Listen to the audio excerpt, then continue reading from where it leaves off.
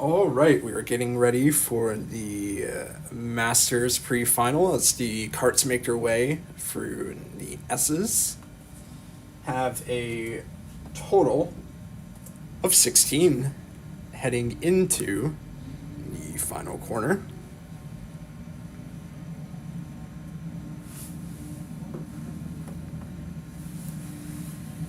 And the run down to the starting line, and we are underway with the first race of the afternoon, the Masters pre-final.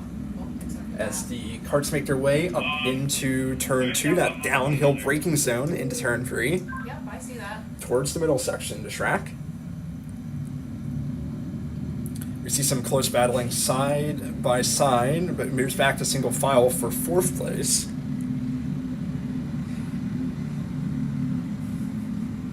As the carts work their way up the hill through turns 7, 8, and 9. Here on the opening lap, we have a 10-minute race plus 2 laps at the end.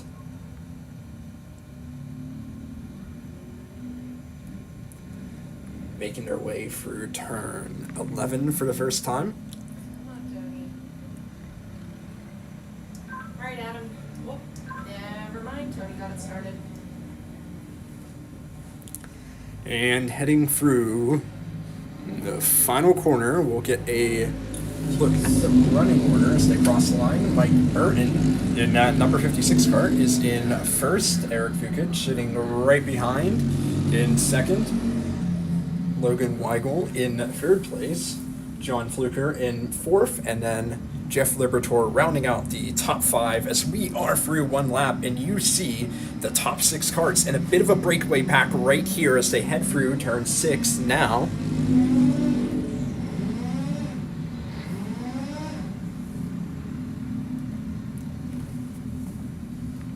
Back through, and they're continuing to run single file. 3.5 minutes into the first race of the afternoon.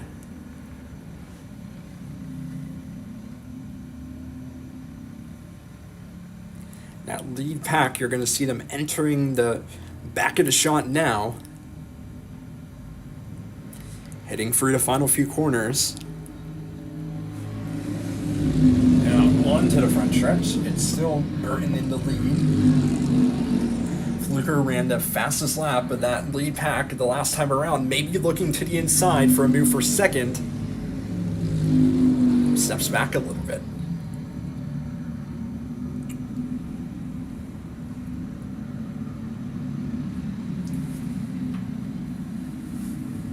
We also have some action back for 7th, 8th, and 9th, with looking at this battle between Randy D'Amato, Michael Fisher, Christopher Ashcroft. As we see a couple groups forming up early on.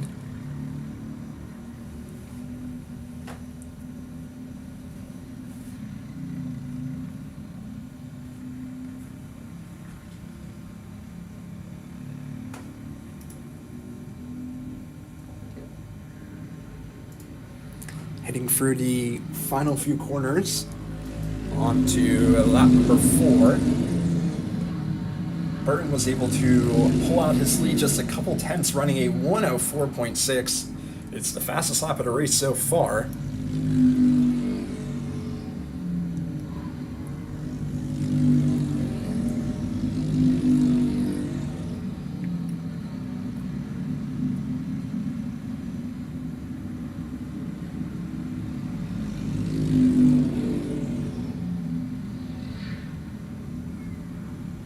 Still that front 6 pack.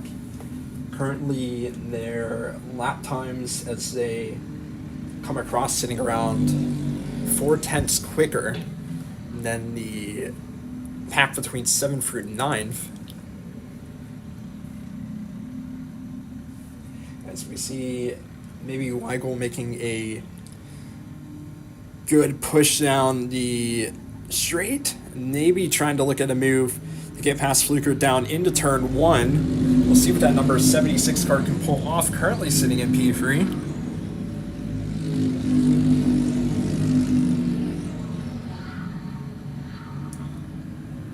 also just behind him in fourth. Eric Fugic and Jeff Liberatore battling for the last few spots in the top 5.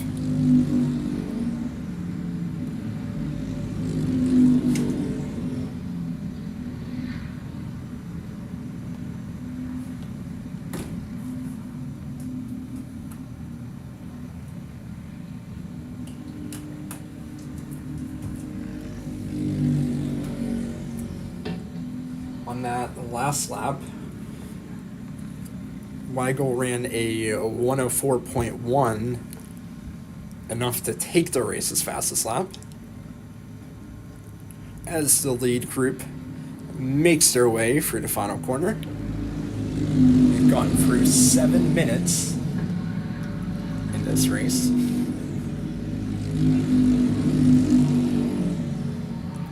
Fluker might be in a position to strike as the lead group, now 5 karts, makes their way through turn 5 into turn 6. They've stayed steady position-wise throughout the course of the race.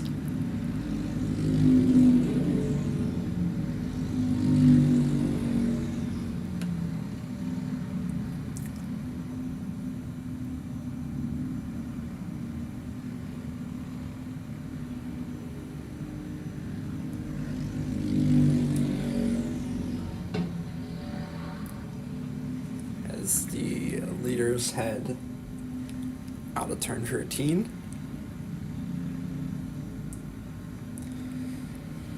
And here in the closing minutes, you have a group of 3 karts at the front of the field who are separated by less than 1/10 of a second.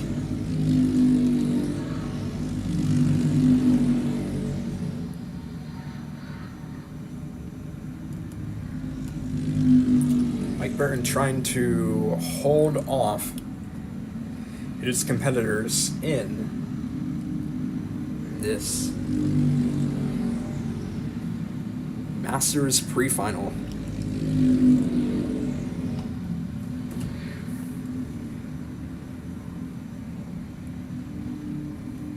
Ran a 104.1 the last time around.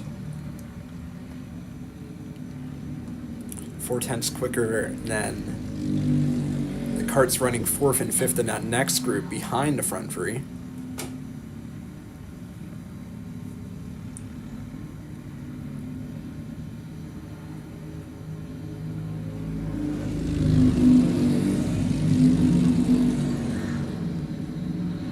And continuing on with a minute remaining on the time, so the lead group should get 2 to go the next time by. Here we see potentially a move up the inside. Weigel trying to work past Fluker up into second. It's unsuccessful. And that top 3 remains just in the order that they were. However, that brief side-by-side moment allowed for Mike Burton to build up just a little bit of a gap.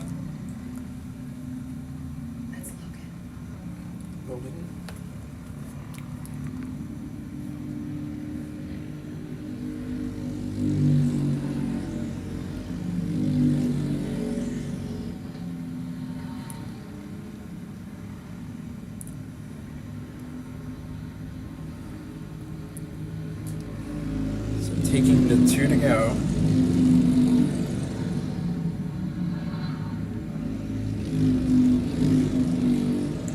As they come across still that front 3. And that 4th and 5th place battle right behind them. Vukic holding off Liberatore for now.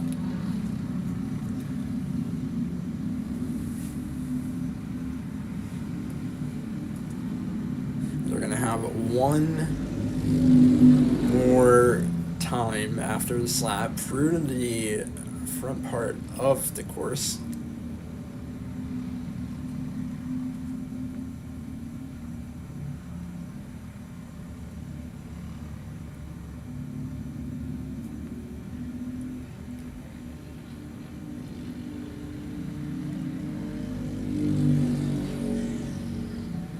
see one kart in the distance heading toward the pit lane, and we are on to the final lap. Briefly, Logan Weigel stuck his kart out going for P2. Had to drop back behind. We'll see if any moves are made for the win here. Heading into turn 3. And looping around for those slow corners in 4 and 5. Keep an eye on what happens in the run down to turn 10.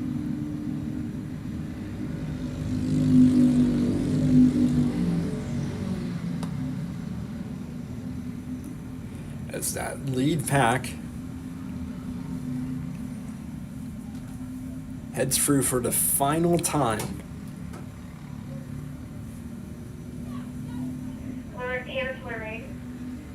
Go ahead.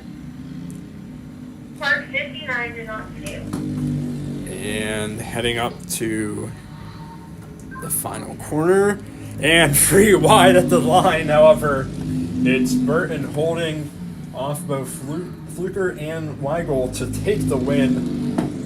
Fukic comes home P4, Libertor P5, Latanzio in 6. White flag. It's a white flag. Oh, this is white flag. As we're going around through 4 and 5, still side by side for second.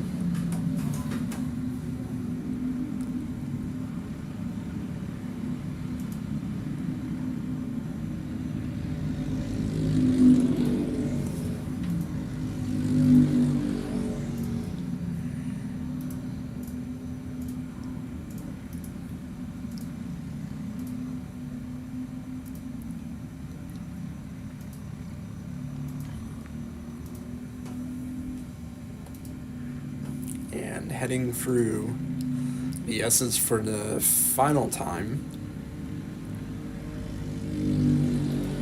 And now here is the checkered flag. So the top 3 remains the same as they crossed the line on the last lap. Mike Burton ahead of Fluker, ahead of Logan Weigel, Vukic, Libertor, Latanzio, Ashcroft, Fisher crosses the line on 8th. The Motto crosses the line in 9th. And Timothy Connell, the number 31, crosses in 10th. So, we'll be back in just a few minutes with the junior pre-final.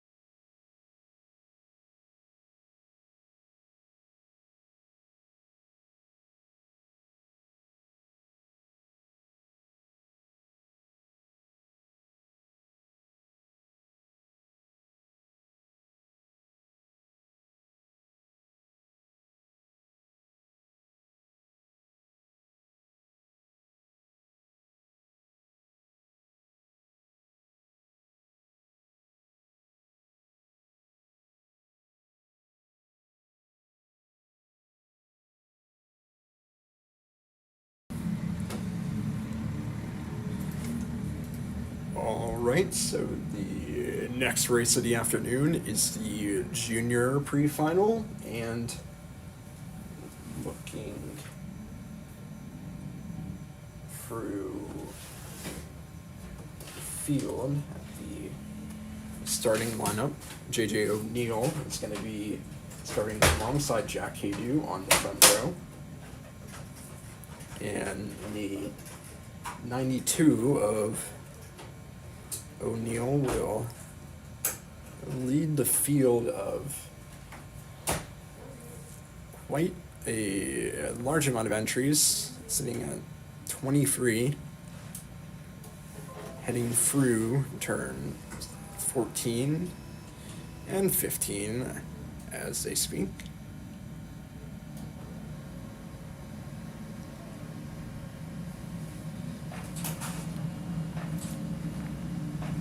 And out of the final corner, and we are underway.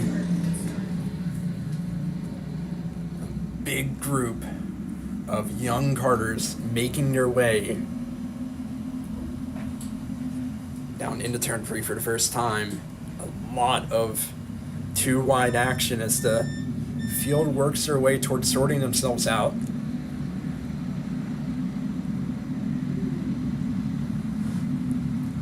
And there's one kart that has found himself stuck in turn 4.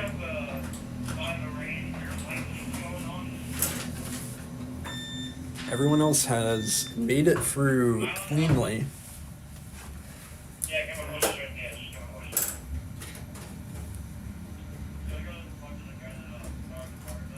We'll see as they come around which kart it was that found themselves stuck off the track. As leaders circle the final corner, that kart has gotten itself restarted, so it is JJ O'Neill in front, leading over Jack Haydu, Caleb Smith, Ricky Davis sitting in P4, as there is a group of 6 karts sitting right at the front. You can see second through fourth place sitting right on each other's bumpers as they move for turns 5 and turn 6.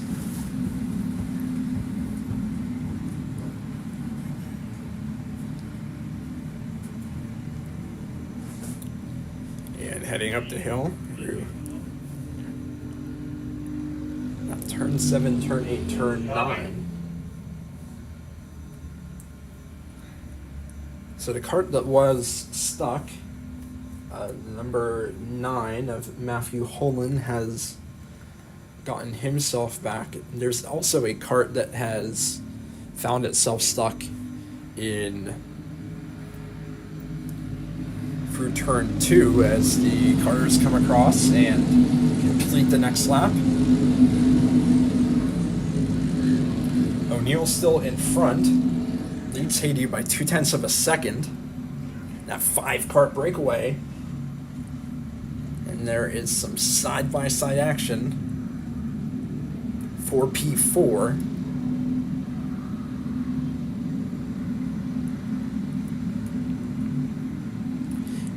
Is O'Neill still leading? The time across on the last lap was a 105.1.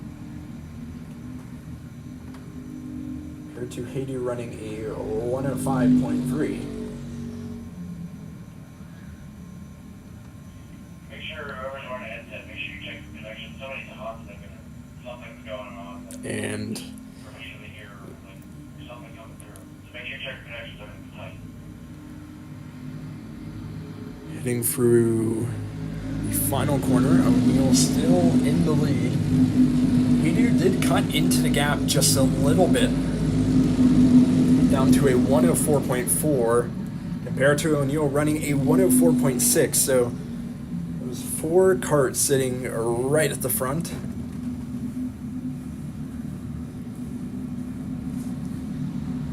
Sliding through turn 5 and turn 6 and 7.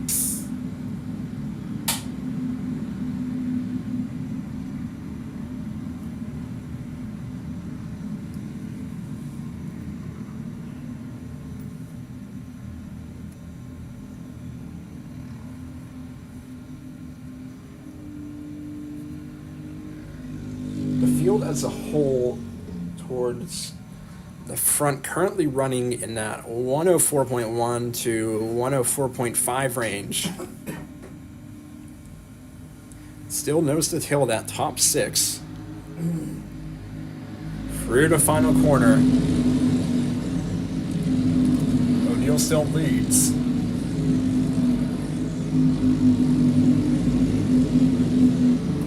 And a move for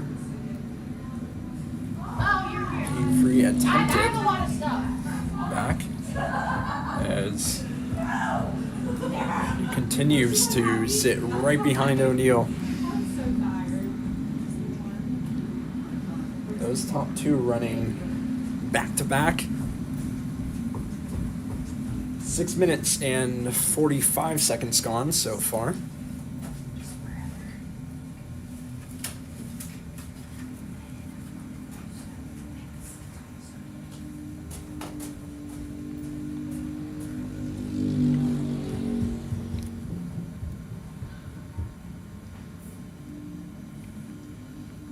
And as the field heads on to lap number 6, the front 4 currently sitting right on each other's bumpers. Also 5th place, Ricky Davis getting involved on the action as well.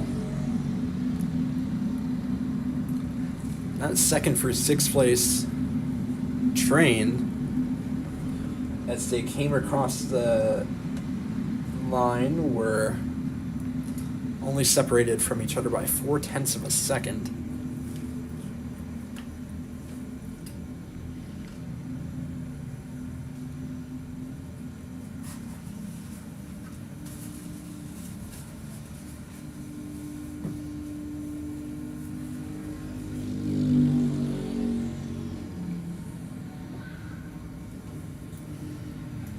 Heading up to 8 minutes down in this race.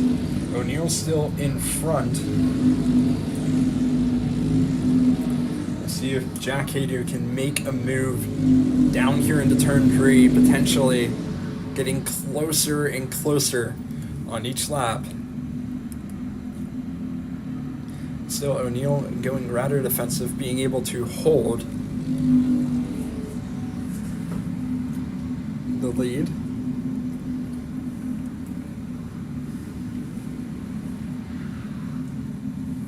And a kart off in turn 5.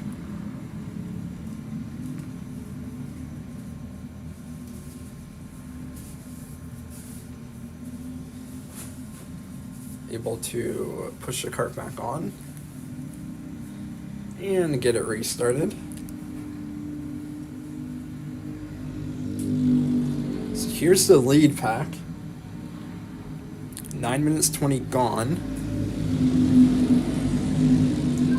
Alright, who out there has a passing flag?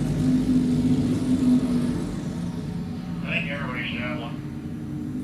And there's your front three. Alright, Aiden, can you give this 09 a passing flag as he's coming up into 9? So it's going to be opposite side. This one comes As up your here. lead pack comes through.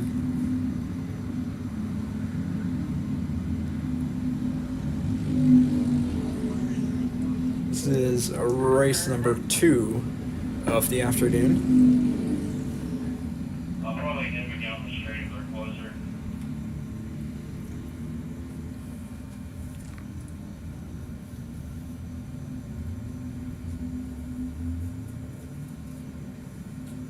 As they come around, still that top 3 pack bunched together.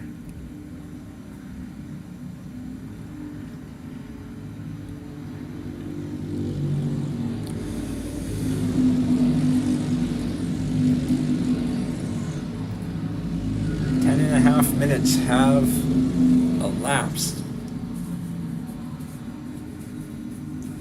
There is a kart about to go a lap down, which has moved its way to the outside as the leaders come through. And a collision with the lap down cart. And number 22 sitting in 5th place as they come through, and there is a cart spun around on the straight heading down towards turn 10, has gotten itself going forward again and moving.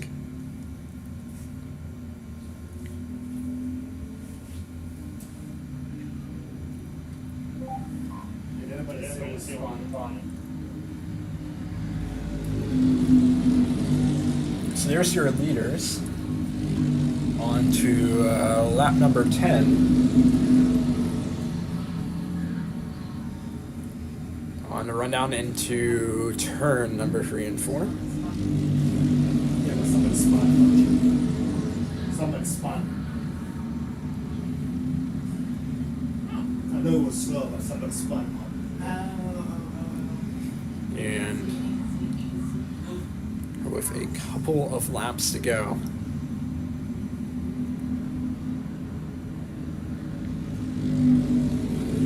Minutes have gone.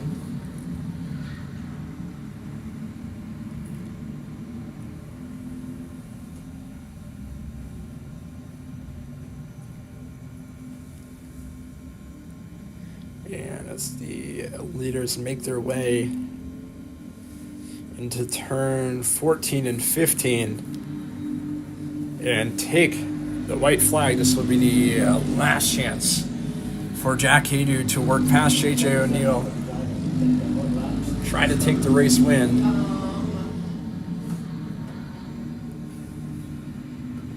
That front three still sticking very close together to each other. Caleb Smith in that number 11 cart sitting just behind him in 4th.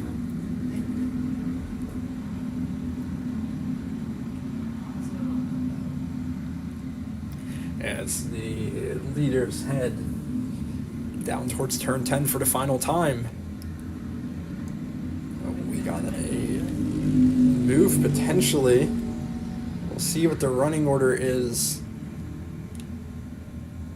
as they exit. So it looks like O'Neill in front. As they head for the final few corners. And JJ O'Neill will cross the line in first, beating out Jack Haydu by less than a tenth of a second, 700ths of a second. The final gap between the top two as the top 10 come across the line, and it is O'Neill in front. Also ran the fastest lap of the race with a 103.8. He is the winner in the junior pre-final.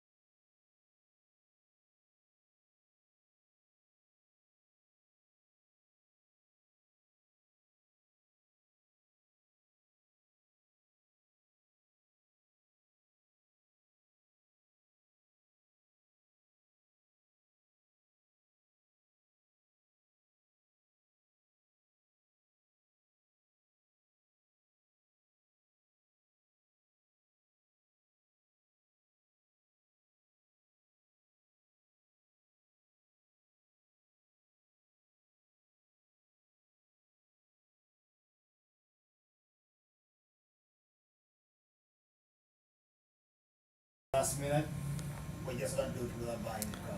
Just do it. And we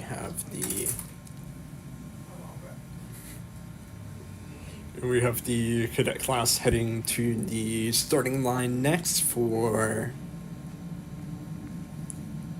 their pre-final race.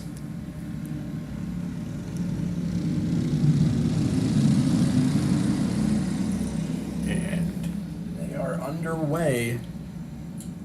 That's a bunch of them changed, but I don't know whether It's the taking flag has flown. to not mind They through look, they look the pretty good. first few corners.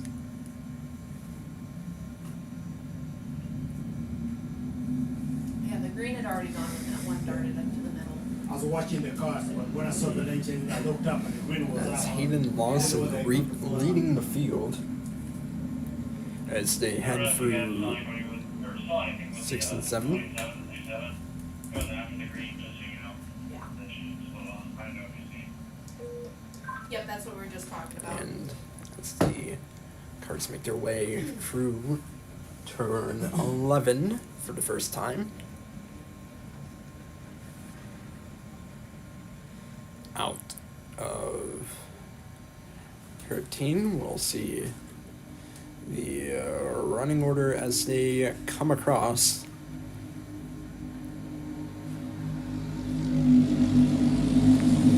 Lawson comes across in P1, Preston Fisher in P2, Jamin Trilly in P4, Addison Hadu in P4, and Daphne Cole in 5th is your top 5.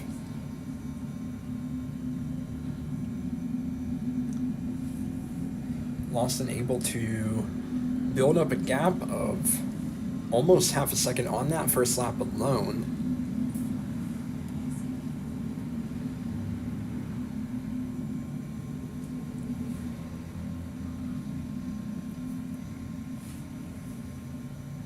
As they make their way through 10. On the first day, there was a kid who was having Truly and Hadu are running close. And then it got spun again. or something like P3 that. and He P4 came up here and he was in tears. as Is he at night? they make their way through 14, 15, and 16 onto the front stretch. As Hayden Lawson's gap is now up to 0.7 seconds. Oh, shit. It's closer between second and fourth as a cart spins and finds themselves stuck. He was right running very well through. Yes, I jinxed it. And there is your leaders heading through 5 and 6 as Lawson over to recover the cart on the uphill portion heading into turn 2.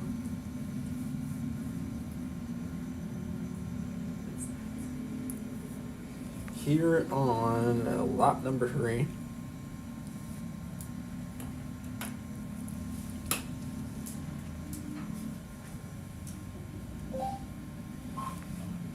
Just leaders make their way through the final few corners. The lap times as they come around. Hey, Gavin. With a 105.7. What fell off of this cart? Fisher with a 106.1, Trilly with a 106.3. Copy that.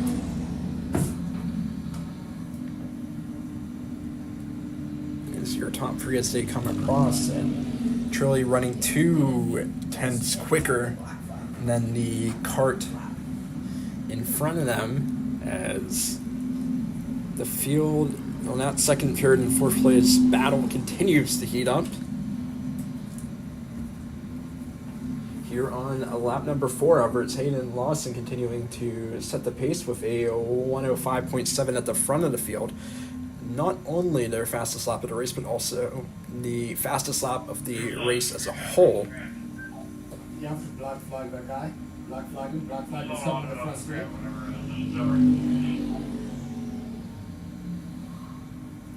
As the carts make it through 14, 15, 16. And Lawson continues to lead. It's a 106.0 as they cross the line, continuing to build up that gap. So the Number gap 7 between Lawson in P1 and Fisher in P2 is now up to 1.4 seconds. Still, Jamin Trilly continuing to put pressure on that second place spot. So we've gone through 6.5 minutes of the Cadet pre-final. And while the leader has built up quite a gap, we are watching that battle right behind them. 3 karts going at it for the last 2 podium spots. And one of those karts has spun on the exit of 11, so we'll see which one involved in that battle for a second has found himself stuck.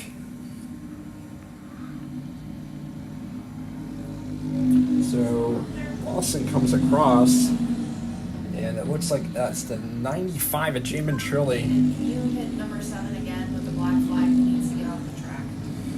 He's in the infield again. Running in P3, but has found themselves off the course, as now this is a 2-horse race for second. Haydu pulling right up on the rear bumper of Preston Fisher. This one is for second place. As they work to recover Trilly's kart from turn 11.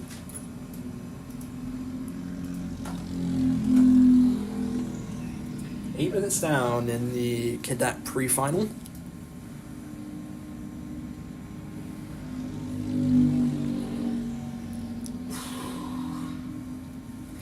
Hayden Lawson the last time around ran the fastest lap of the race, a 105.6. Not able to match that this time around, but stays in the 105s with a 105.9. Alright, copy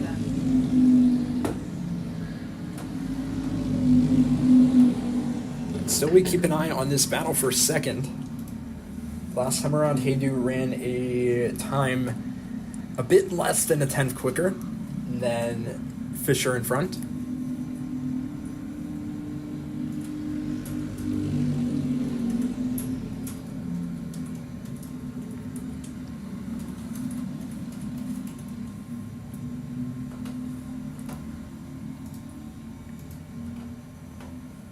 As we see the leaders now heading through 11, 12, and 13. A black flag being shown to the number 7 kart.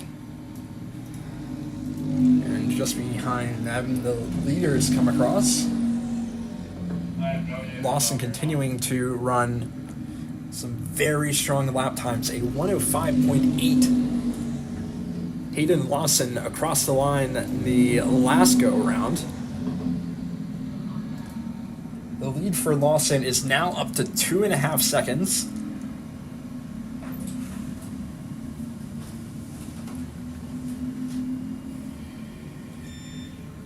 We've now come up to the 10-minute mark here in the Cadet pre-final.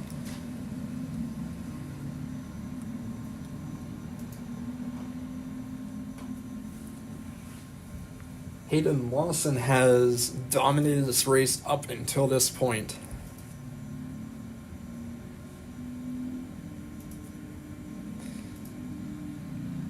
And Lawson will move around the outside to lap a kart. Make their way on to the next lap.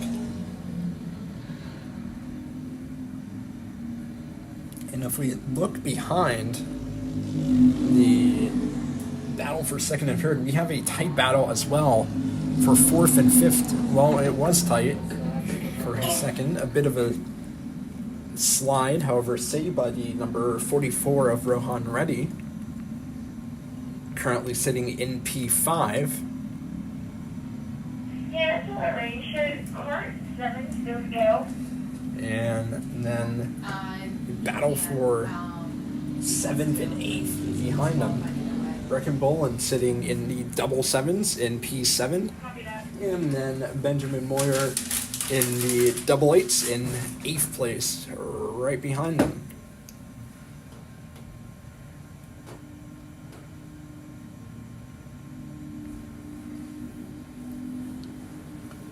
So it is Hayden Lawson taking 2 laps to go.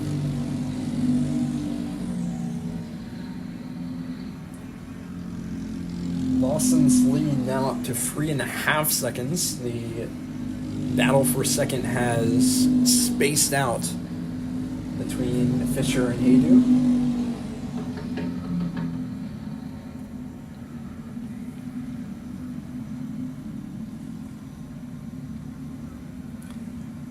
Every kart on track has been able to find a bit of space from each other. As the next time around, the leaders will take the white flag.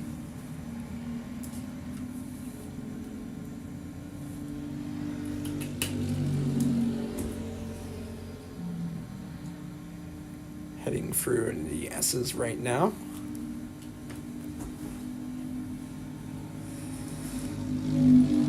And Lawson will take the white flag ahead of Fisher, ahead of Haydu. So that is for top 3 as they run. On that last lap, Lawson ran a 1:05.7.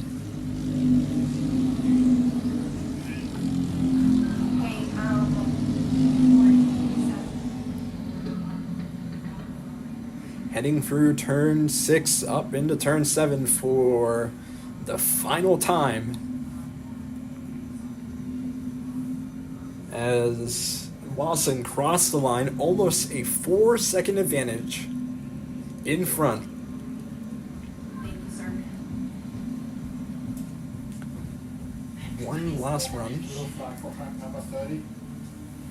through turn 11, through 12, through 13, and Hayden Lawson has had quite a race. That's been able to build up an advantage from the start, has consistently been the fastest kart in the field, and now will take the checkered flag as the race winner. Fisher comes home P2, Haydu in P3. Restrictor 10-1-0. And the remainder of the 10 runners as they come across. Daphne Cole beats out Rohan Reddy for P4 by just 1/10 of a second. Cody Templar comes home P7. Brecken Boland holds off Benjamin Moyer by 1/10 of a second for P8. Eli Alexander is in P9, and finishing out the field in 10th out of the finishing karts is Dylan Goddard.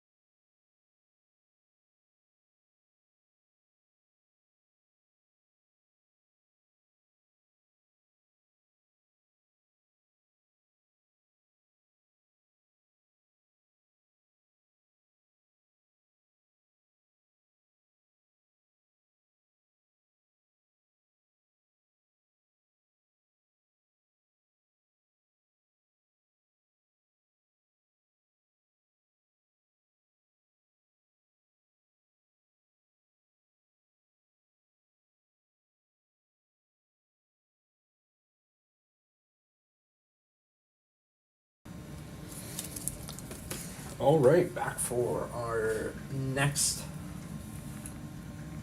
pre-final race, and this time in the senior class. Corners, keep your eye open. The We largest have field a of them all. transponder that is somewhere out on the track, so keep your eyes open. Should be a yellow transponder. And heading toward the start of the race. We're underway.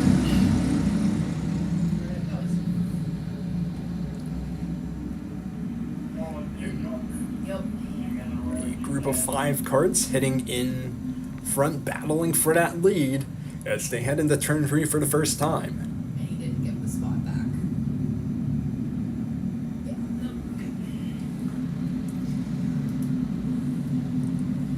And there you see the cluster of starting karts heading through turns 5 and 6. Penalty of 2 seconds.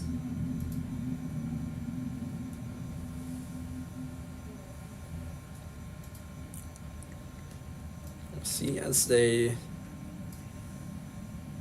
come across what the running order is for the senior pre-final through 1 lap.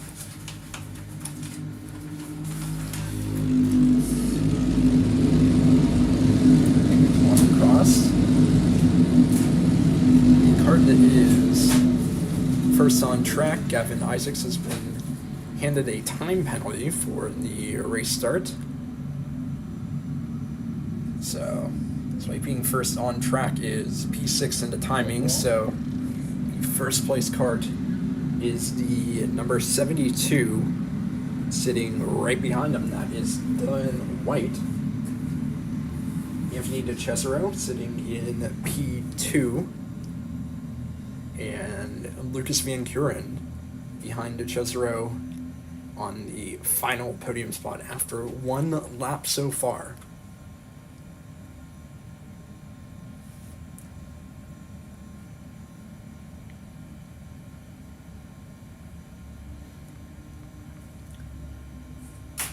For the second time, the karters make their way through the final corner.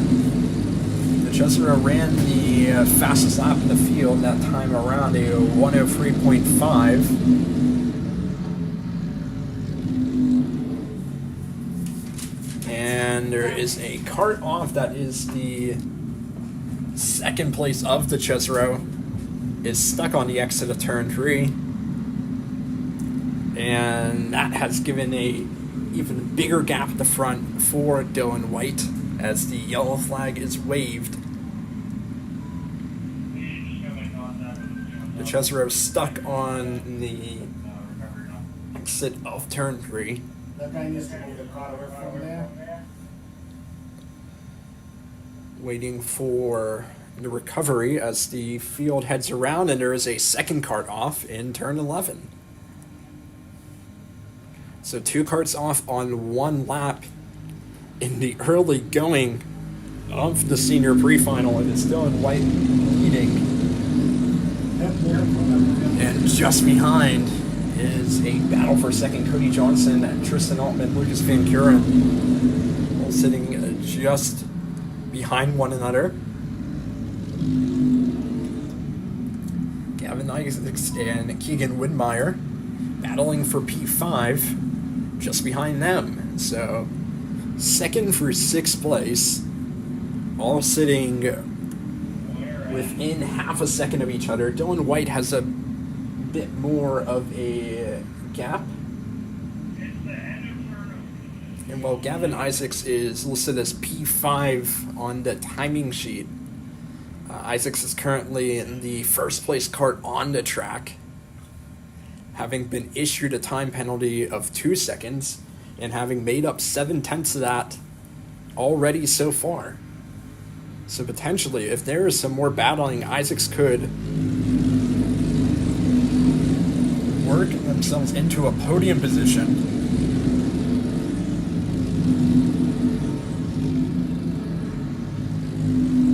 As we see going up the hill in that green cart Cody Johnson trying to hold off Tristan Altman for that second spot. We are 6 minutes and 50 seconds into the senior pre-final.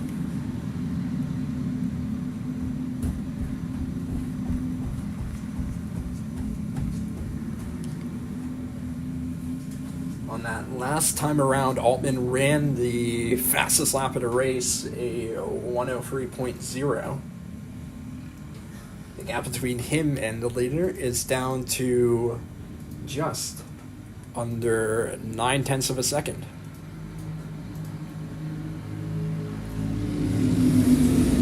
So we are heading up on 7.5 minutes in. We'll see if linked together in bump drafting, if those second and third place cards of Johnson and Altman can chase down Dylan White. Gavin Isaacs, who is first on the track but has a time penalty, is, because of how much this field is bunched up, dropped to P7 in the timing. So it is 7 carts within 2 seconds of the lead right now.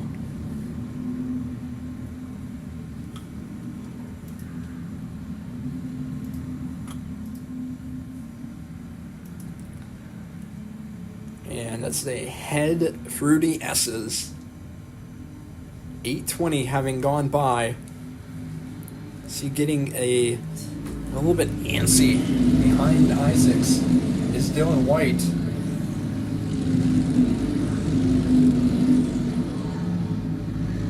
As White potentially looks towards the inside, not able to pull off a move.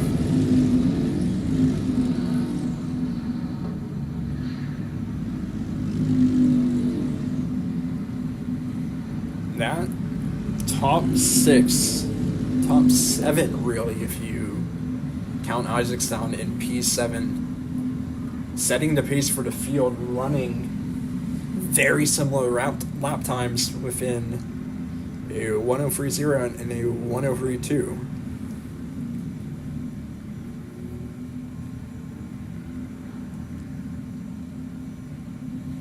Nine minutes, 20 seconds having gone past.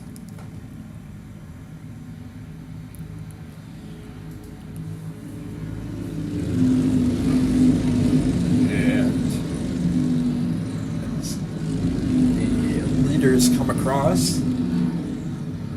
Dylan White just running a couple hundredths quicker on that lap than Johnson behind.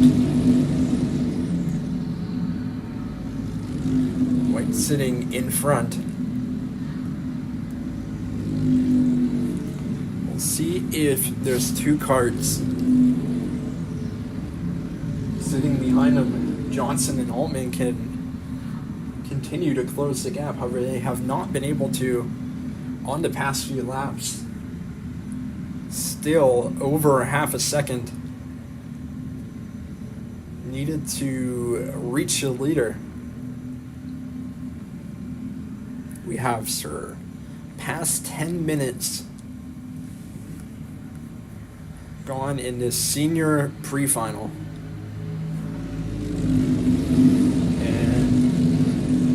Second and third place carts do run slightly quicker than White on that last time around, but will have to pick up the pace just a little bit in these final few laps to challenge for the win.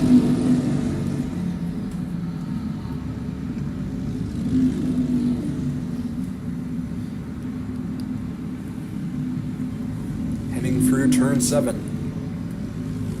Still, it is Dylan White in the lead by 5.5 tenths. And the leaders are going to get the 2 to go this time by.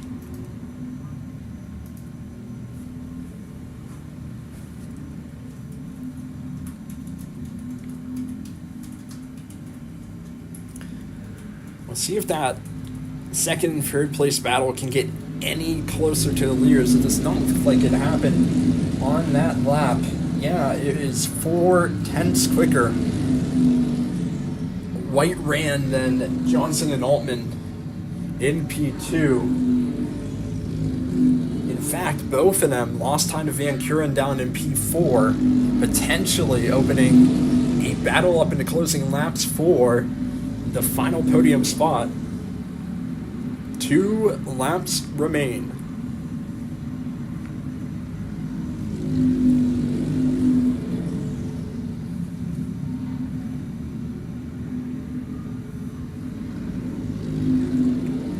As the leaders head through 11. And yeah, it is definitely closed up from 2nd down to 5th. Heading into this final lap is White in the lead. Is that Kart out there driving? Johnson and Altman battling for P2. Start pulling it towards, With 1 lap remaining in the senior pre-final.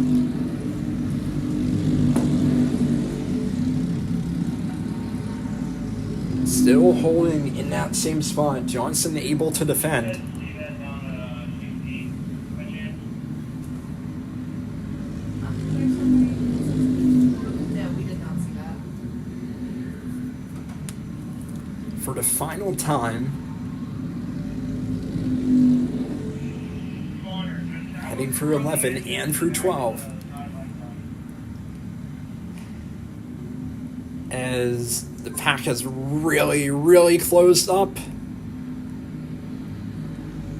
And coming across the line, it is Dylan White by a much closer margin than the last time around, taking the win. Johnson in P2, Altman P3, Van Kuren P4, Sanseri P5, Isaacs P6, Widmeyer in 7th, Zwollen, Joshua Zwollen in 8th, Rudy Agris works his way into the top 10, picks up 9th, and Andrew Stewart rounds out the top 10 of the senior pre-final.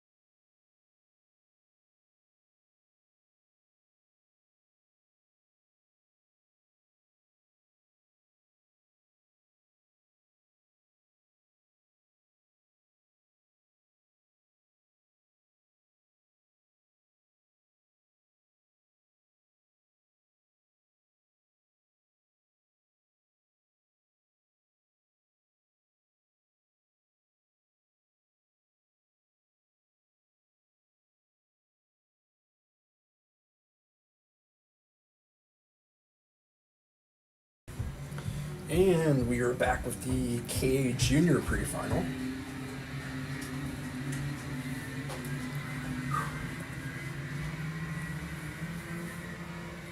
Looking through the lineup, JJ O'Neill is starting on the front row alongside Keelan Torini, Jack Hadu and Alex Ferrena on row 2, Ricky Davis and Brant Kramer on row 3, and then Reese Cooper is the 7th and final kart in the starting grid. As the competitors work their way through turn 11,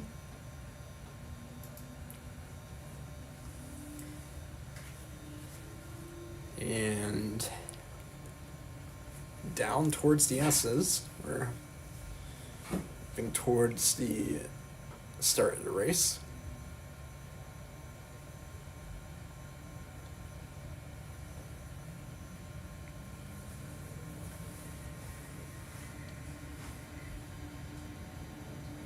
And the 7 karts head out of the final corner and toward the starting line, and we are underway. O'Neill gets a good jump into turn 1, is able to build up a bit of a gap. Stick Carters head through turn 3 for the first time. You can. O'Neill sits in What's that? front of Haydu, Yeah. and I can have Anthony O'Neill talk to the leader and verify that I accelerated exactly heading where we accelerated. as they So- head down We're into already turn ahead. 10 for the first time. We were going into 1 and we were equal. No. JJ O'Neill Talking sitting about in the front starting line. Well, how is that my fault? I was on the brakes as slow as I could for get down and he was still behind. the That's first exactly time his for fault. that He's turn fault. 11 It hairpin. has been a rule for the entire year that if you are ahead of P1, O'Neill it's automatic. leads the field into 14-15, So the even if I'm getting final fully pushed corner, from behind, it's my fault. and across the line runs a 58.5, Yeah, why are you flagging green? faster than That's what Jack it's Hadu like. by 0.8 of a second, and that is the gap between your front two. As right behind them, Torini is battling with Ricky Davis for that final podium spot. From that clock for that 10-minute race. So if they screw up the start, they're the ones losing their laps, not. We'll see what lap times the cars between second and fourth run. Like, we can't. Verena sitting in P5, Kramer in Because P6, we do and start that timer Reese Cooper from at when we the start. rear of the So field in then P7. We don't cut time, it's still that 10 minutes, so we're just getting more and more behind. Again, but I mean, again. if JJ you push O'Neill fast, you can't leading stop it. in front I mean, Right, and like of this is the decision rest of the we field, made. qualified on pole by a pretty significant margin, 0.8 of a second, and O'Neill pulled out a 56.9. That last time around, the gap up to 1.48 between him and Hadu in position number 2. Right, how about that? Is that good? Yep. Thank I you. don't know how much of a break. Torini Because we are behind at this point. 30 seconds to talk about it. in Yep. P3, sitting behind by 0.6 of a second, trying to chase down Hadu as they head through 8 and 9 on lap number 3.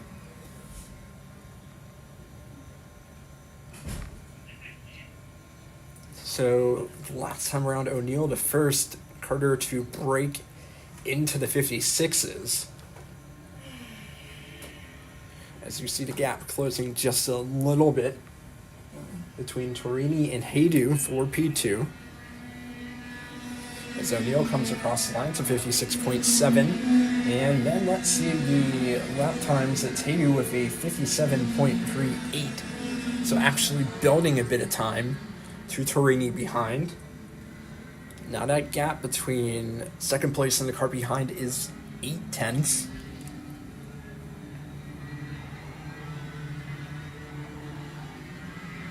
We see a battle back here between Kramer and Cooper for P6 as Cooper tried to look to the inside on the X06, gave a little tap, however, not able to find enough space to get alongside for position.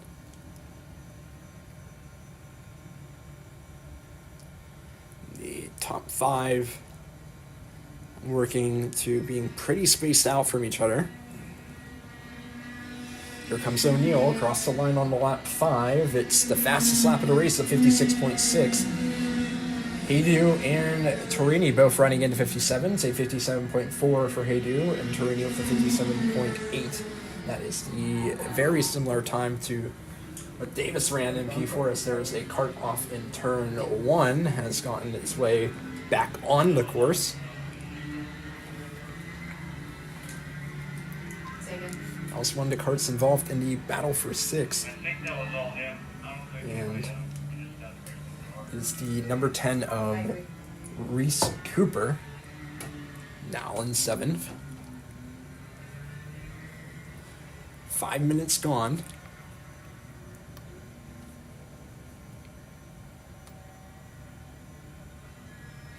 It's continuing to get warmer outside as the afternoon goes on. O'Neill with the 56.6 again, within a tenth of his fastest lap and the race's fastest lap.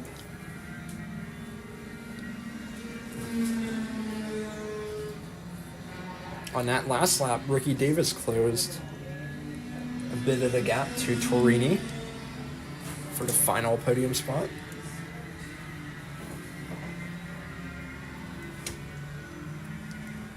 Here in this KA Junior pre-final.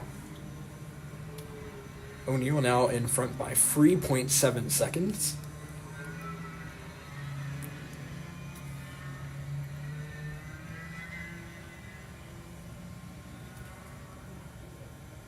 And there's O'Neill working through the final few corners onto lap number 7. It's yet again a 56.6, so the last 3 laps for the race leader have consistently been within a tenth of a second of each other, and on top of that, 0.6 faster than any other lap ran by any of O'Neill's competitors throughout the course of this race. As Haydu leads Torini, leads Ricky Davis, who is continuing to slowly close that gap to Torini by just a couple tenths.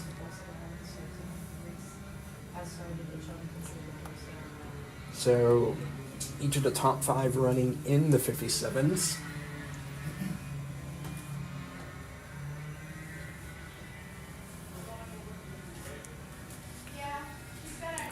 Through the final corner, heading on to lap number 8. O'Neill with the 56.5, continuing to take fastest laps from himself. O'Neill still leading the way. Protesting. If I don't have video evidence, I get my GoPro bro. 5.4 second lead between O'Neill and Haydu behind. Now the gap between Haydu and Torini for P2 is 2 seconds. And Ricky Davis is 1.6 behind. So we're coming out of that turn right there to the straightaway. I was behind Kyle. And I was following him behind O'Neill the dude on the outside flipped in and sitting comfortably in front. The 56.7 the last time around. Onto lap number 9. I was behind Kyle trying to follow him through, and I thought he was going to get in the room, so I was following Kyle. We came in, our wheels got O'Neill stuck. in front by almost 6 seconds. So in the public instance, we have the race official actually. The closest 2 carts to each other on track right now are Alex Verena and Ricky Davis running 5th and 4th. And like, the person counts, because we don't have to And do it. in general, just a bit over a second separate And all the sound. each of the carts from the last cart on the podium down to P5. Oh, what do I do with this? Do I just hold on to it? Do I give it to someone? Okay, it's yours to keep for... O'Neill in front. Ooh, why would I want to keep that? And last is in line. Thank you. A 56.5. And we'll see the gaps between remaining runners in the top 5, so Davis did run a couple tenths faster than Torini, closed that gap down to 1.3 seconds. So we are 9.5 minutes down.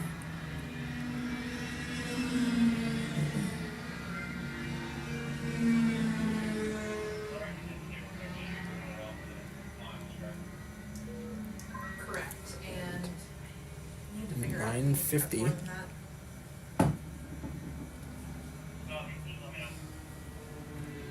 Here comes O'Neill rounding the final corner. We'll take the 2 to go.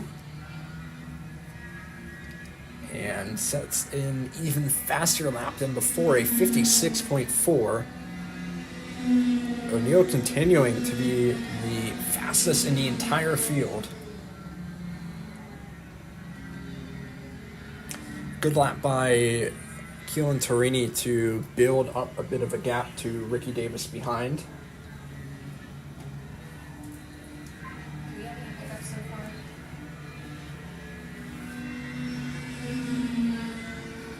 Torini now up to a 1.7 second gap between them and Davis behind, as O'Neill rounds the final corner and takes the white flag. So JJ O'Neill has dominated this race so far. You can just see O'Neill entering turn 3 at second place. Jack Haydu crosses the line. Haydu has also gotten on a bit of an island.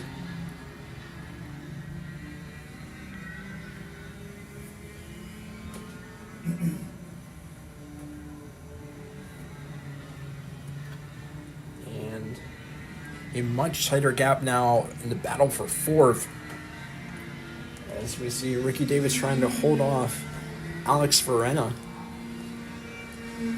for the last time they come around. JJ O'Neill heading into 14 for the final time and dominating the race, crosses the line in first, runs an even quicker lap time than before, a 56.3, and that is the final lap for your leader. Jack Hayden comes across P2, Torini P3, and Ricky Davis just behind. Well, Verena ended up getting Davis at the line, so Verena taking 4th, Davis in 5th.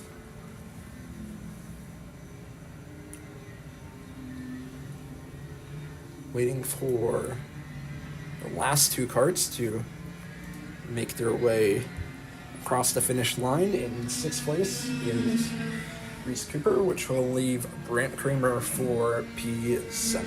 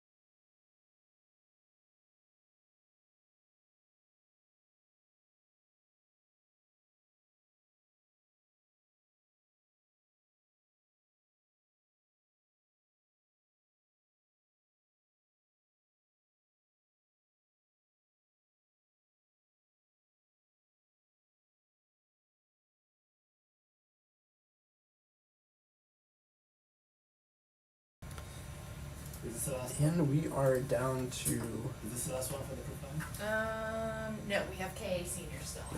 2 more pre-final races. This is the mini Swift class.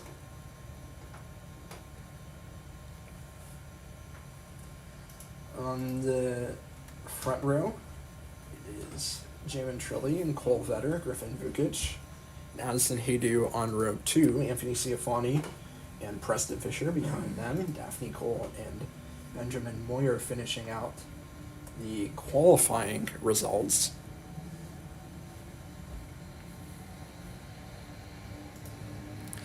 As the leaders come across the line and make the run down into turn 1. It is Trilli in the lead. Side by side for second, getting pushed to the outside and working into P2 is the, looks like the number 27 in Daphne Cole.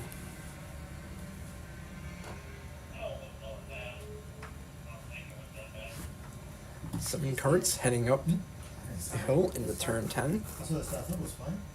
I didn't watch. I watched it. I thought it was And fine. Alright, Festo thinks it was good. I didn't watch it. heading through 12 and 13 for the first time. We'll see the running order as they come across. To complete lap number 1. So it's Jamin Trilli in front, Cole Vetter in P2, Daphne Cole P3, and Ciafani in 4th, Addison Haydu in 5th.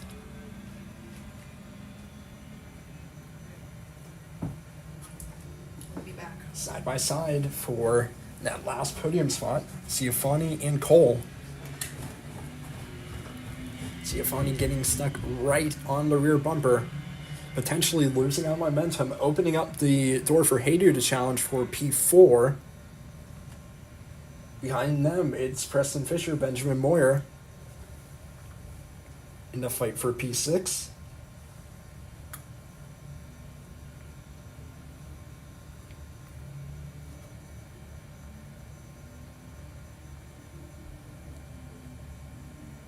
But still, Trilli setting the pace in the lead.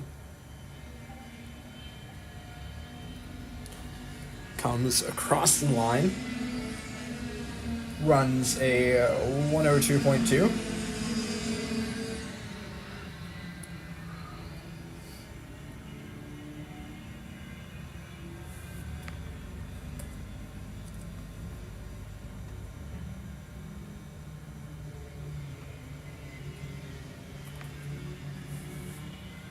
Still in front.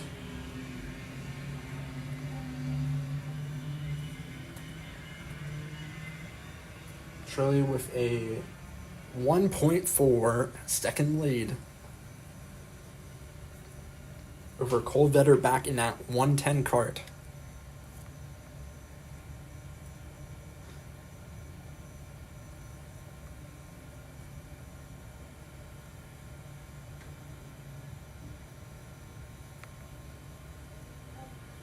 Trilli in front. Heading on to lap number 4. Runs a 102.2. Vetter running a bit quicker. 102 flat. We'll see if Vetter can continue to close the gap at this pace. Would be able to catch Trilli later in the race. There's 4 through 7th place. Ciafani, Haydu, Fisher, and Moyer. The back half of the field. Pairing off.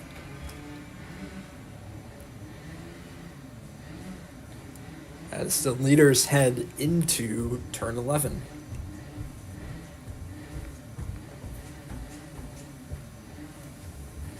See what the lead is this time around. For Trilli, lost 0.2 to Vetter the last time by.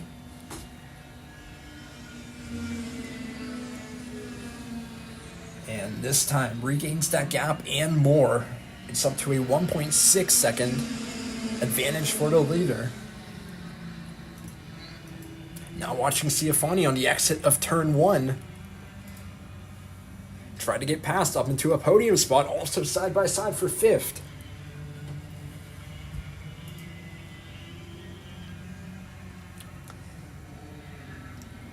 Defending up a place into P5, it looks like that was Preston Fisher.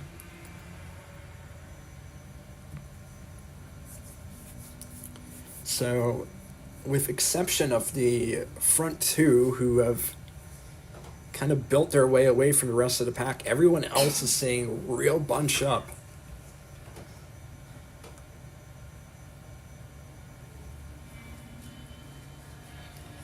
Across the line, it was a 1.6 second advantage for Trilly the last time around. This time, it has remained pretty much constant. We'll see how they run from 3rd down to 7th. They're side by side for 4th place. Hidu to the inside, looking for 4th, and unable to work past Ciafani.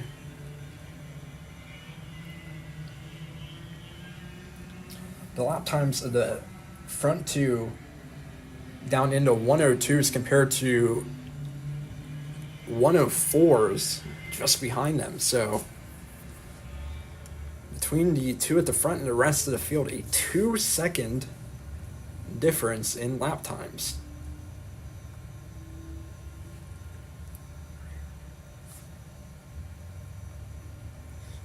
Truly, the last time around, ran their fastest lap of the race, a 102.1. Just barely off of the race's fastest lap as a whole, which is set by Cole Vetter, sitting in P2. Now 1.9 seconds between the front two. Riding along with the rest of the field. See, make the run into turn number 3 through that downhill braking zone.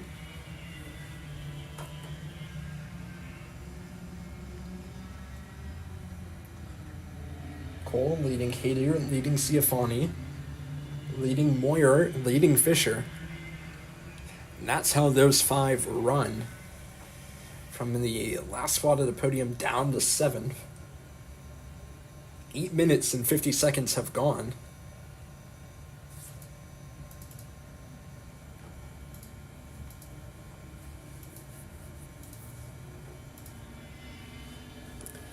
The leaders heading through the final corner.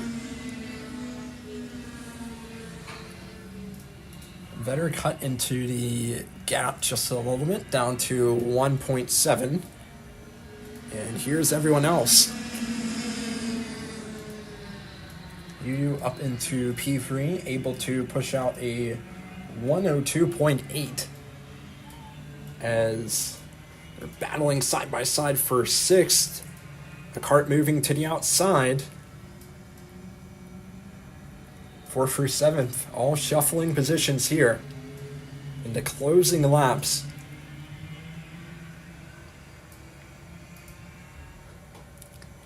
Hader taking advantage of the jousting to build up a bit of a gap to 4th.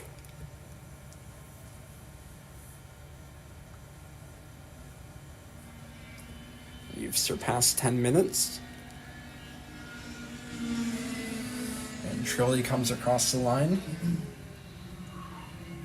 Vetter ran a faster time, but only by 1/10 of a second, so as far as getting within striking distance to take the race win, it's going to take a lot more than the progress made on that previous lap.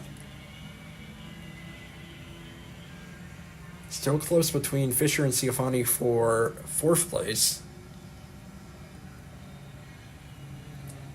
Fisher defending. Ciafani right on that rear bumper gives a little push as the Carters head up through 7th and 8th.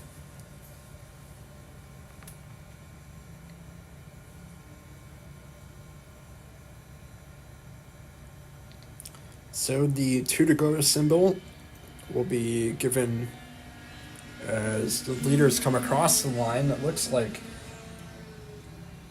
Vetter got closer. Yes, a 1.2 second gap between the front two now. Vetter almost ran the fastest lap of the race that time by 12 seconds between second place and the cart behind. But Haiti was able to build up a 2-second gap to Preston Fisher back in P4.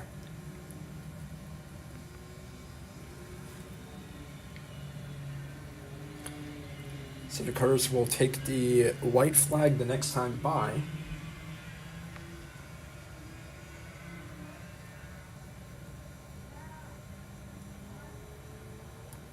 And the gap getting a bit closer between the top two. We'll see if Vetter can put the pressure on Trilly on this final lap. Heading on to lap 11 of 11. It is Jamin Trilly leading. The fastest lap of the race just pulled out by Cole Vetter down to 0.7 of a second. At this pace, it could be close by the time they worked their way into the back section of the course. Side by side also for fifth, it is Ciafani trying to hold off Benjamin Moyer. Trilly in the lead as they head up through turn 8 for the final time. We'll see just how close Vetter can get. And we'll also see who comes out on top of this battle for 5th place. On the exit of turn 13 for DS's for the final time. Is Trilly in front? Is Vetter going to have anything out of the final corner? To the inside. They're side by side. And Trilly holds on to take the win. Vetter runs the fastest lap of the race that time around. A 1:01.8. Finishes less than 1/10 of a second behind. Adu comes around to take the final podium spot, and then Fisher and Moyer for P4 and P5. Ciafani rounding out the current runners in P6.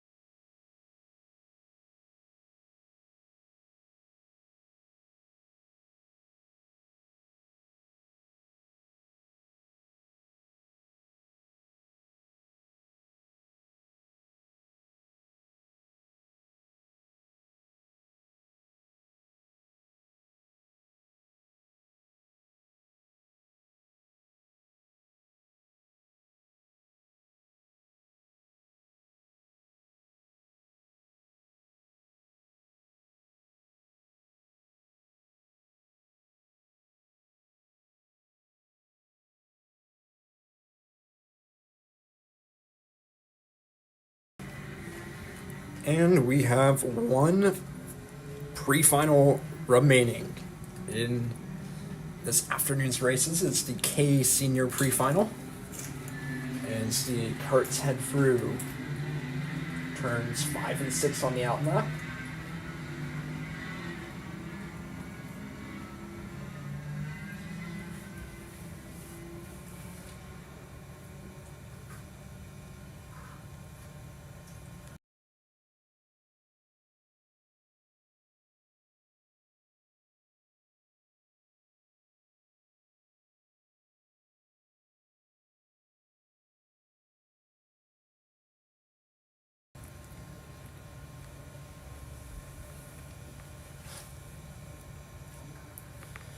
The exit of 13 getting slowed up.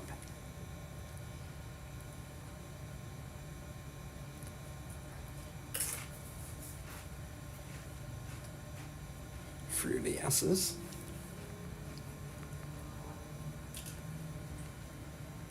and into the final corner.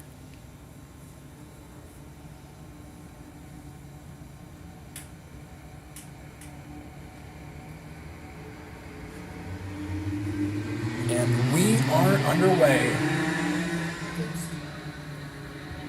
James Brassel in the lead. Did you see anything? I didn't see anything. Nope, that was gorgeous. As all the karts make their way through turn 3 for the first time.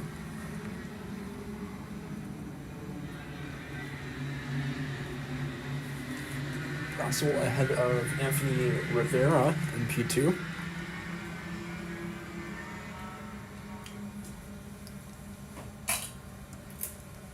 For the first time, heading through 10.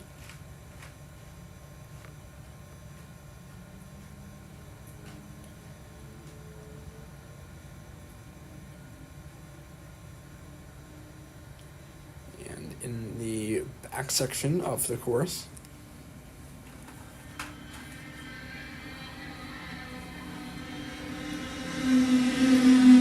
Brassel crosses a line in the lead. Moves being made behind for P2. Tristan Altman working up into second spot.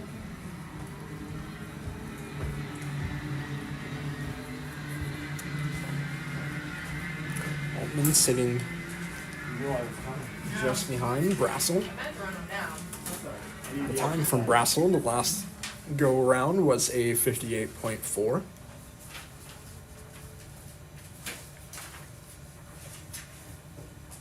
Still that top 5 running within close proximity to each other. Are they taking anything at all? Heading through the S's on lap number 2 as they cross. Altman running a 56.2. 0.3 of a second quicker. Michael Mastandre sitting behind the front 2 as they're side by side for 4th. That's Cody Lindstrom working past Rivera, who has fallen from P2 back to P5 in just a few laps. So it is Lindstrom up into 4th. Who's doing that? Robin Bank. Continuing or is he done? And the top 3 runners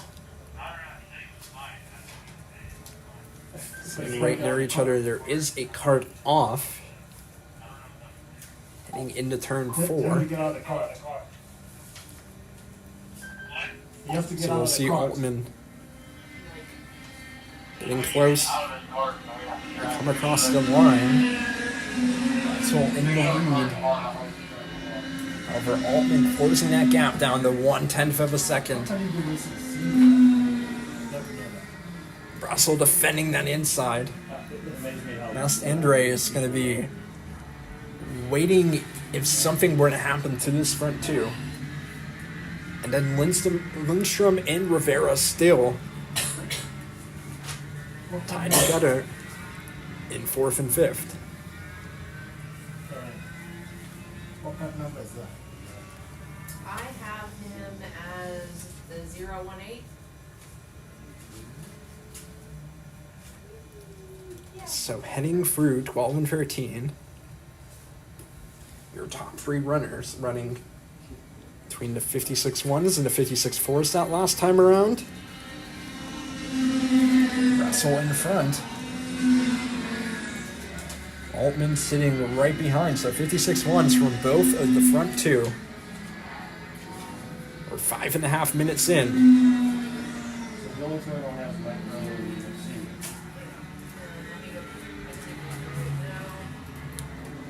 see. And look at how close those karts are running to each other at the front of the field. It's going to be interesting to see what strategies Brassel takes to try to hold off, especially those 2 karts I'll come back and see. right behind them. Try to keep on schedule. Or is that it? Well, it can't be because they aren't done yet, right? No, they got some at their finals. Yeah, it's just. Okay. So Altman still stuck right on the rear bumper of Brassel as they head on to lap number 6. 56.5 the lap times from the front two. What is that flagger's name? Rivera has Gavin. worked his way past Cody Lindstrom for 4th. Hey, Gavin?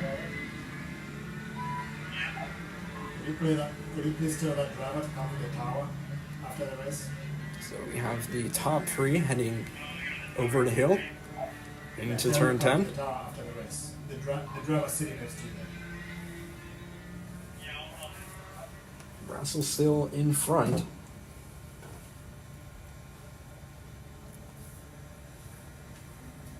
And potentially the 4th and 5th place karts of Rivera and Lindstrom closing a bit of a gap to the top 3. We'll see just how much. Yeah, it was 2/10, so down to within 2 seconds of catching that pack.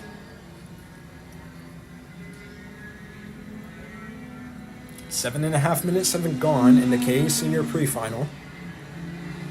And Altman just looking for a place to get past as Brassel's continuing to hold that line.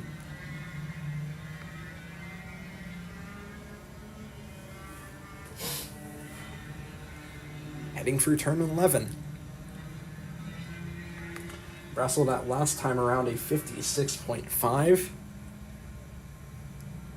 Once again, lost a couple of tenths to the 2 karts of Rivera and Lindstrom battling for 4th. As Brassel comes across, 820 having gone, and Altman getting squirmy on the rear bumper, but managing to stay right where that number 908 was.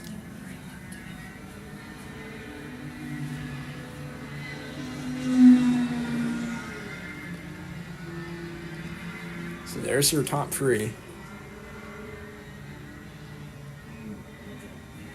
And then 4th and 5th behind.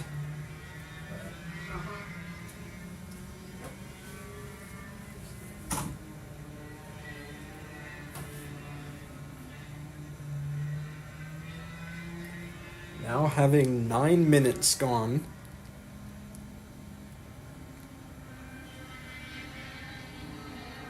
See if Altman prepares to try a move again in the first few corners. Sitting just behind James Brassel for the lead.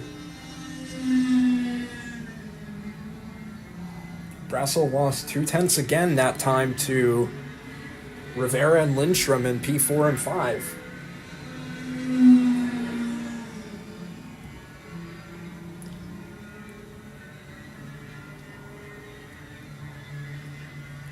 Brassel still holding out. We'll see also if Lindstrom can get back past Rivera. He's been sitting behind for a few laps. So there are your top 3.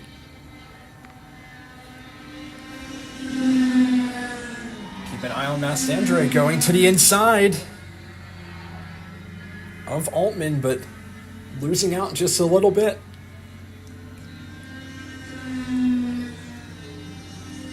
Ten minutes, 20 seconds having gone. Massandre to the inside, and so Altman now in the lead, and James Brassel has fallen down to 3rd place in just a few corners, basically.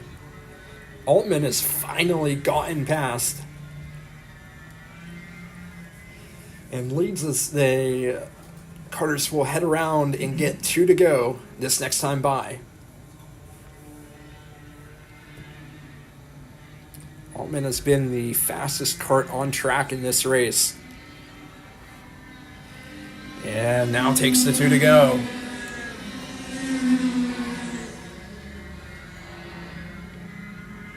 See if Brassel can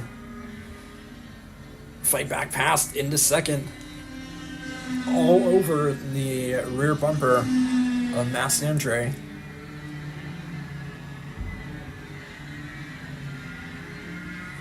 Now to gap back under 2 seconds between that battle and the battle for fourth. Altman that last time around pulled out the fastest lap of the race, a 56.103. Trying to build up just a bit of security.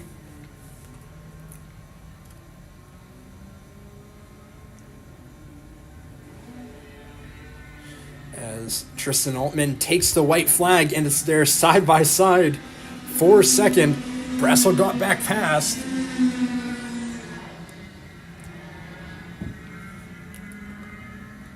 Will Mastandre have something for him in turn number 3? Just behind him in 4th and 5, Rivera continuing to battle with Lindstrom as they head up through turn 8 for the last time. Side by side for second. Is Brassel going to take that spot back? As Andre is still fighting for it. And this is going to be a close one as they come out of 13. But that's only for second at the front. Tristan Altman have been able to take the race lead and build it out into a race win. As Altman comes across in first, Brassel in second. Mast Andre rounds out the podium, Rivera, and then Lindstrom is your top 5 finishers. And that is the conclusion of the pre-final races. So we'll be back with the first final, and it will be the Kid Kart final.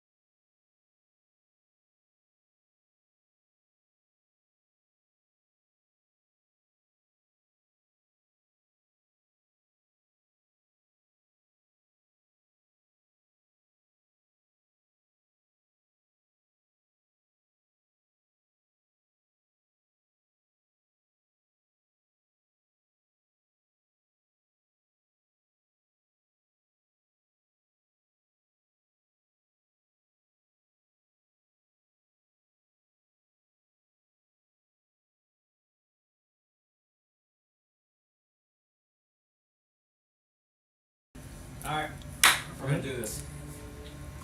And 3 4s in a row. the next race is Us. our wonderful Kid Carters Kimmy's here too. taking the green flag. Yay! And coming across, it is Race Jones, followed by Easton Boland, and then Sebastian Savko. It was an interesting start. I really want. For the first lap of the Kid Kart final. Ancillary. Jones continues to hold the lead. Go ahead, Hannah. Car 927 was underway. Copy that. 927 underway. As they head through the final corner for the first time. And Jones in front, Boland sitting P2, Savko sitting just behind, only 1.4 seconds off the lead.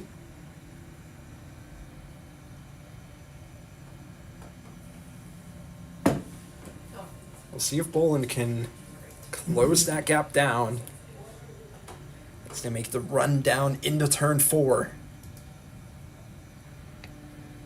Jones sitting in front. Last time around, a 47.2. The gap was 0.6 of a second between the front two. Definitely seems as if it's gotten just a bit closer. Yes, Boland running a 1/10 of a second quicker down to a 46.2, the fastest lap of the race. 0.5 of a second between the front two in the Kid Kart class. Savko sitting behind with a 46.9, so all of the Kid Karters running, Someone said I had The to talk to you 46s. guys in the tower. and it is Jones heading through the final corner. So, you're racing scene, right? Yes. So, at that level, Across the line, running a 46.28. and you're So that is Race Jones' fastest lap of the race. get out of the car. We are 2.5 minutes into the Kid Kart final, and there is less than a second separating And then they come and they hit you. the top two. 40 miles an hour. As Boland gained a lot of ground So, what in turn 3, we'll see how much more as Boland makes a nice move and takes the lead of the race. I find a safe place for the Heading into turn 6, Easton Boland right? Alright. Thank you. surpassing Race Jones. Jones spins. Savko gets past up into second. Race Jones able to keep going. Boland running a 45.6 that time around. Both Boland and Savko breaking into the 45s. That's your top two right now. 1.7 seconds between Savko and Boland.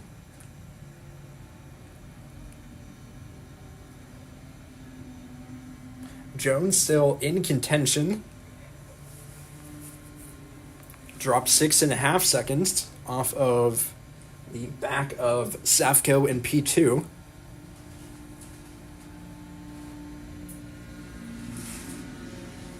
So it's Easton Boland with a 45.9 that time around, building up his gap. It's almost 2 seconds between him and Sebastian Savko.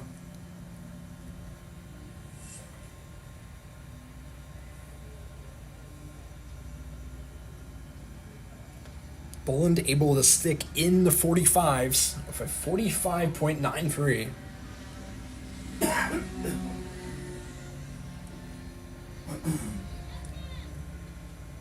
In this Kid Kart final, it looks like Savko might have gained just a little bit of ground on this previous lap, We'll see what the gap is between the two. It was 1.9 seconds the last time, and yes, it is down to 1.2 seconds as Sebastian Savko has run his fastest lap of the race.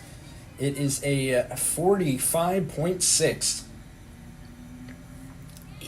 8/10 of a second quicker than Boland on the previous lap. So Savko, sitting in P2, putting in his fastest laps right in the heat of the battle for the lead. So Boland in front, Savko sitting in P2. Race Jones back behind them, ran a 46.7 on the last lap, sitting in the final podium spot. Boland was able to build up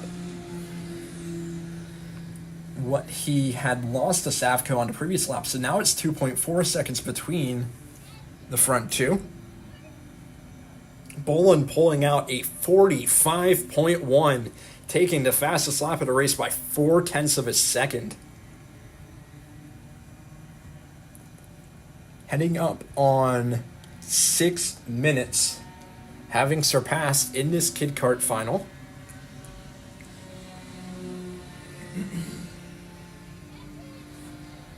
Easton Boland in front as it stands. Ran the fastest lap of the race the last time around and runs even faster this time, a 45.0 for Boland.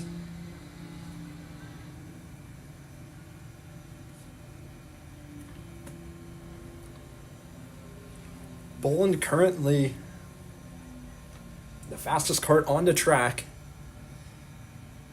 as the number 10 of Race Jones is stopped in turn 6. The crew coming out to retrieve that number 10 kart. But heading back to the front, it's Boland continuing to build that gap. As comes across the line now, 4 seconds to the good over Savko. So that gap was not always this big. Boland led by only 1.4 seconds over Savko a few laps ago. And Race Jones has gotten restarted and is going again. Boland on the exit of turn 7, heading through the modified turn 8. And on to what will be lap number 11. It's a 45.5 for Boland across the line, a 45.9 for Savko. And Race Jones stuck on the exit of turn 1.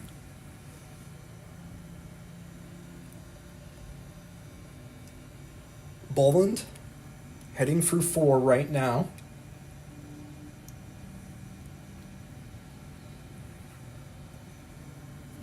On that last go around the circuit, built up 0.4 to the lead.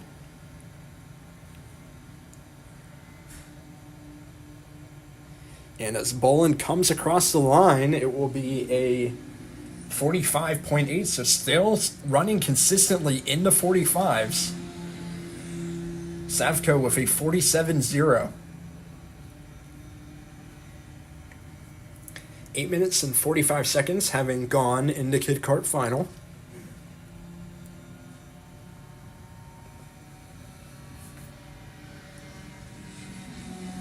Boland in front. Heading through turn 6, turn 7.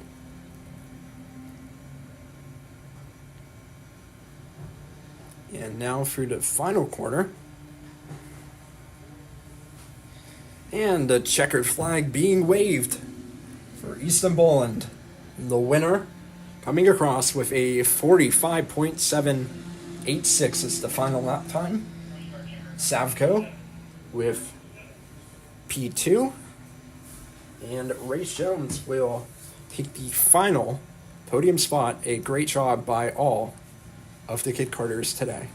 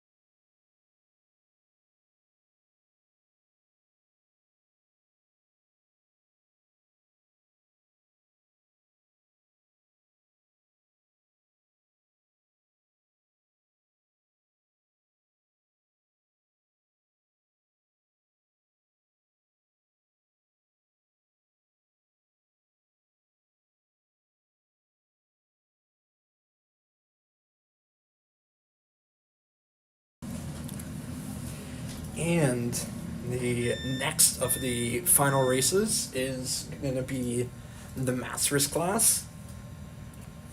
Everyone queuing up right now and heading through turns 10 and 11.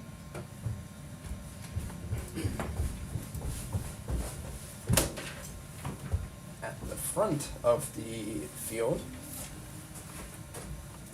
on the front row, Mike Burton and John Fluker. Masters. Logan Weigel and Eric Vukic on row 2.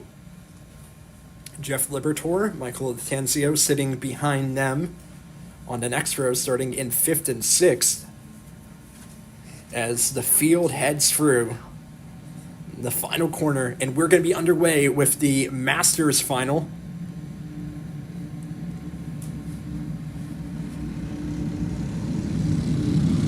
And the green flag being waved as the Carters head for turn 1. A lot of two wide racing That's it. on the run into turn 3. And heading up into the lead, You sent it. the number 7 John Fluker making a bold move in turn 3 to take the race lead and hold it as the cars approach turn 10 for the first time. I think that's what he was talking about. Back when I was in pulling in. He goes, "Knock on that." Single file, but Fluker making an ambitious So I move think- this is on what the plan was. But I first think that for that, I think Michael held back. series overtaking opportunity into turn 3 and getting into the lead of the race. Comes across the line,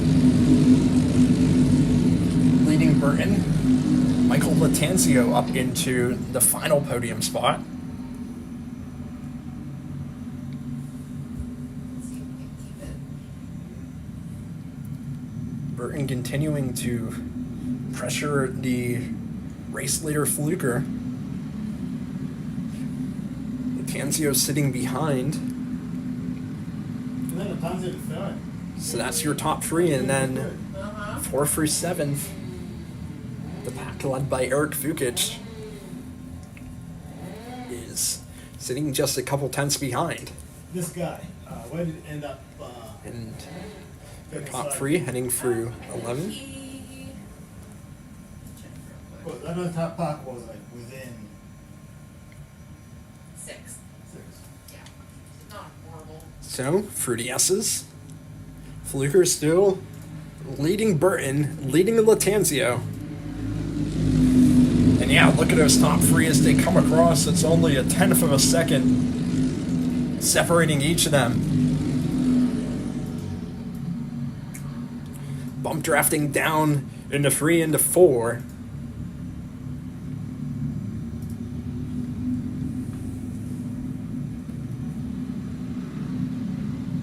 And now I think we're seeing the 4 through 7 place carts, Vukic, Weigel, Libertor, and Ashcroft all moving into that lead battle. So you have a 7-way battle at the front.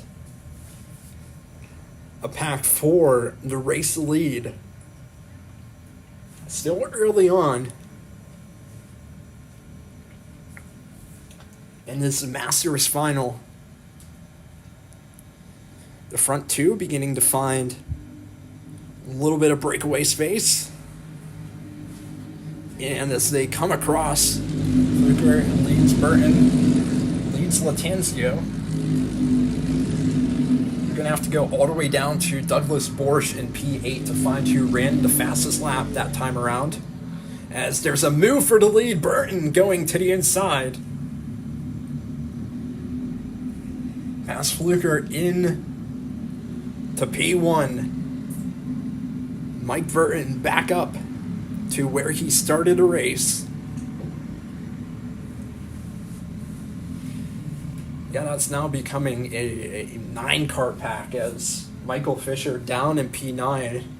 Him and Borsch have latched on as well. So over half of the field, including the race leaders, kind of running in that train right now, heading through turn 13.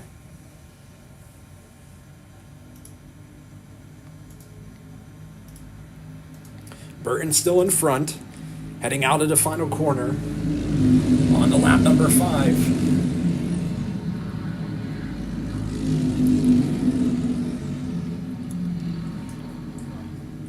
Trying to defend.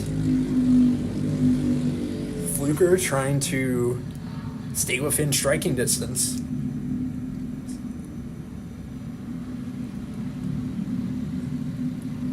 And your top 3 continuing to space themselves out just a little bit. It's 0.3 of a second between them and Vukic behind.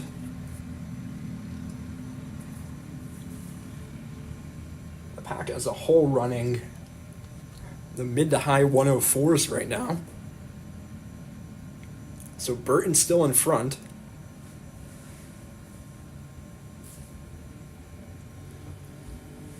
We're 7 minutes in.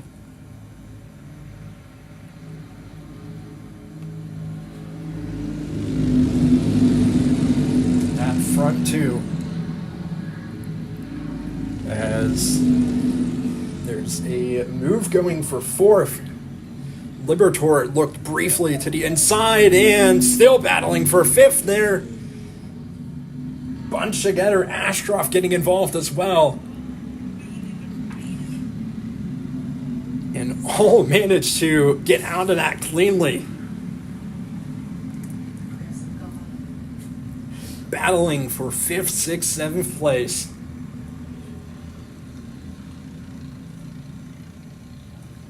So that has managed to break up the lead pack into 2. With your top 3 and then a battle for 4th and 5th, and then after that a bit of space back from to 6th through 9th.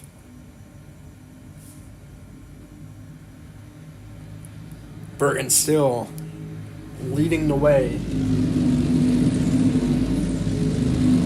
8 minutes in. Side by side, back 4. That is 8th and 9th position. Ashcroft and Fisher. Ashcroft able to hold off and stay in 8th place.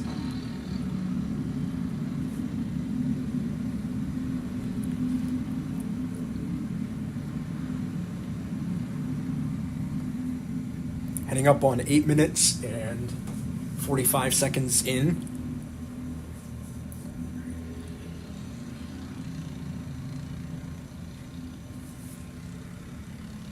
Burton in front ran his fastest lap of the race. Each of the top 3 ran their fastest laps of the race on the previous time around. 104.2 and 104.3. Fluker sitting right on the rear bumper of Burton, heading on to lap number 8. We'll see what Fluker can try, heading through the middle section of the track.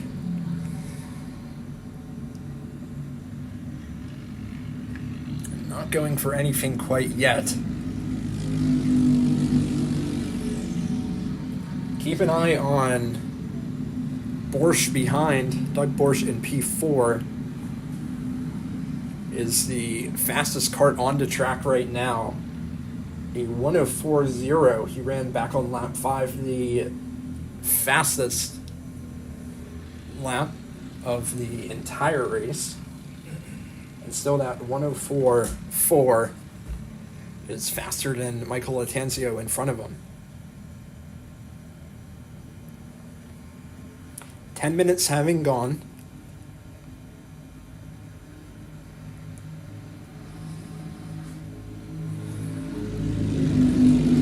Still leading.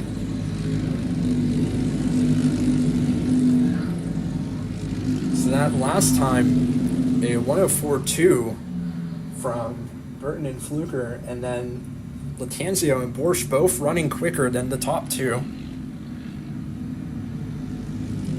Borscht heading the fastest lap of the race again, a 103.9.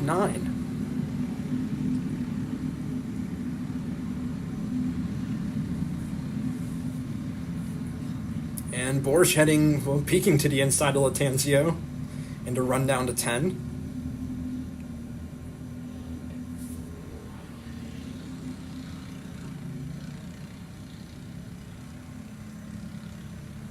And we'll see where the running order sits as Hertz make their way through the final corner. So Latanzio was able to hang on that previous lap on a 104.38, faster than the race leader. So this looks like this battle of two is going to become a battle of four. 11 minutes and 40 seconds gone in the Masters final.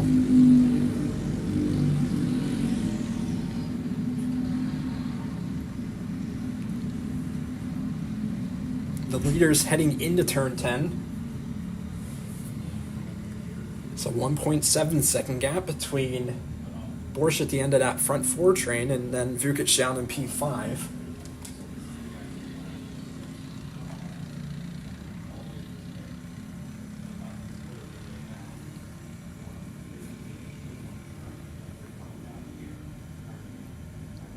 Heading through the final few corners. Burton in front. And that time around, Borscht running a 103.9, the fastest lap of the race. At front four, running bumper to bumper.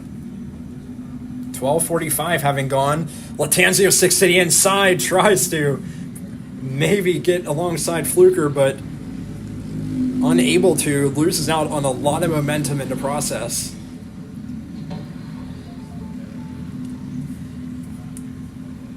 So now we've gone through 13 minutes.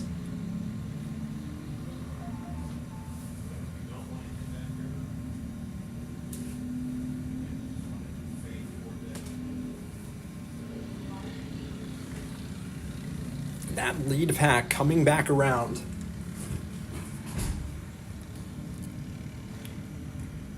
Heading up on 13 and a half gone. Fluker waiting to strike on Mike Burton to go for the win.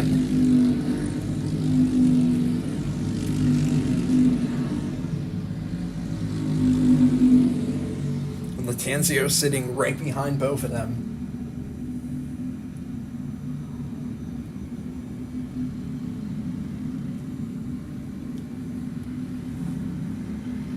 Up front four, and then you have to battle for fifth. Vukic and Weigel behind.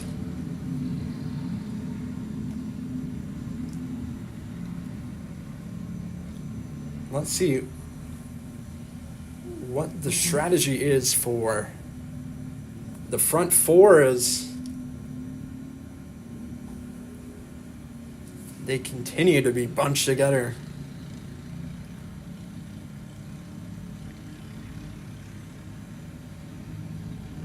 Out of the final corner.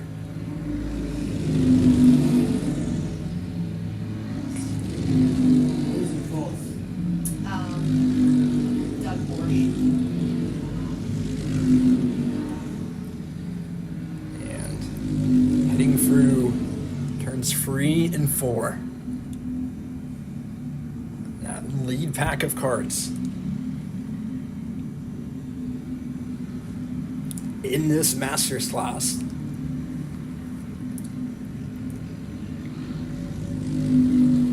Heading up over the hill. Looks like the karters are going to see 2 to go this time by.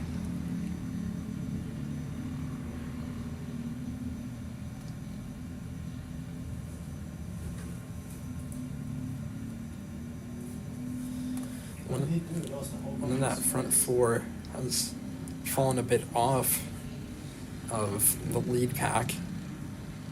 I think that might be Borscht. Yeah. So Fluker now with 2 to go makes the move to the inside for 1 and gets it done. John Fluker into the race lead. That's another pursuit, I think. And now we'll see if Burton can hold off Latanzio. And Fluker tries to run away with it.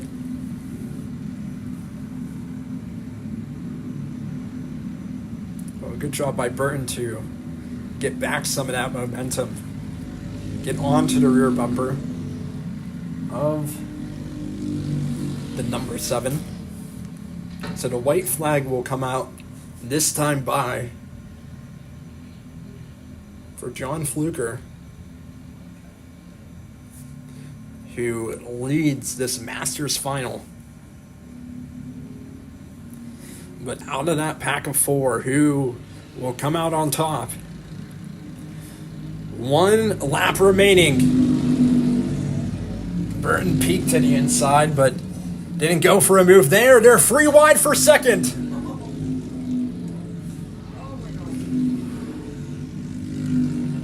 And we'll see who came out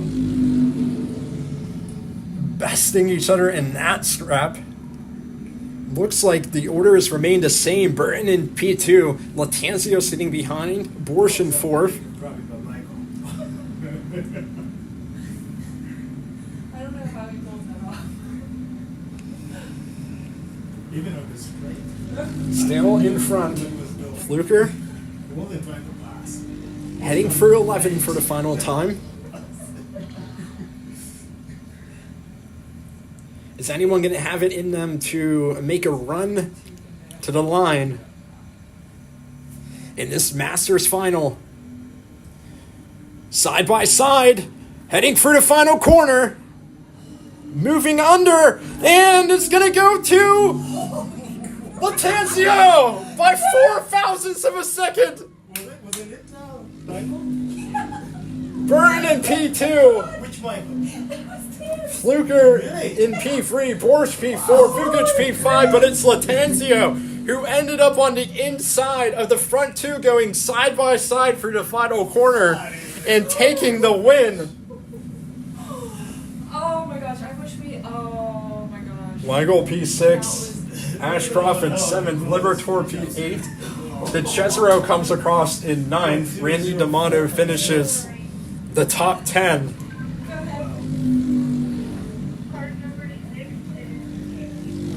And then next will be the junior final.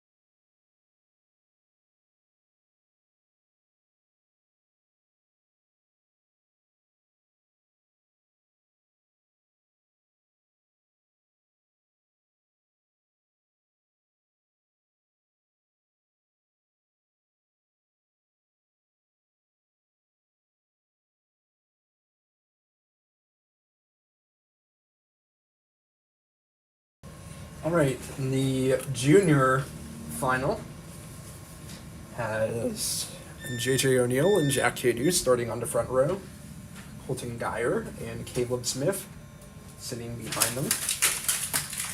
Those are your front two rows. We have a field of 23.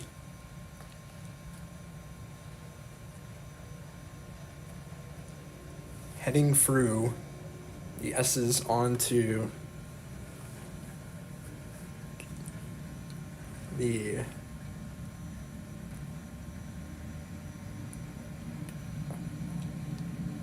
front stretch, and we are underway. O'Neill gets a nice little run into the first corner. Whoa, what happened there? And stays in front.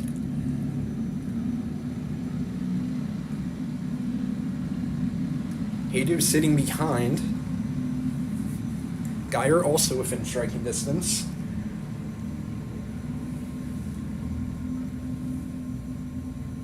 As everyone makes their way through turn 10 for the first time. My eyes are following the lead. That's what happened in time. I didn't see it. O'Neill still in front. Here on the first lap of the junior final. And O'Neill crosses the line in first. Hadu sitting in second. Geyer, everyone's within 1/10 in that top three. However, it looks like in the first few corners, O'Neill was able to build out more of a gap.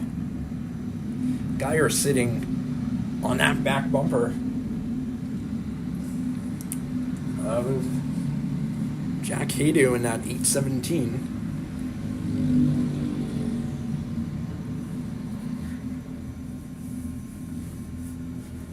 Here on lap number 2.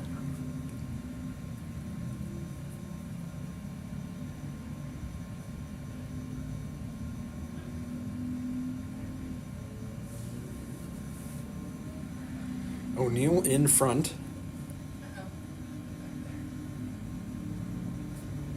Built up a bit more of a gap. Rounding the final corner, O'Neill is running a 104.7. Faster than Hadu by a couple of tenths. That's what happened back over there. Geyer and Hadu side by side. Just briefly. Keep an eye on Ricky Davis sitting behind this battle for second in fourth.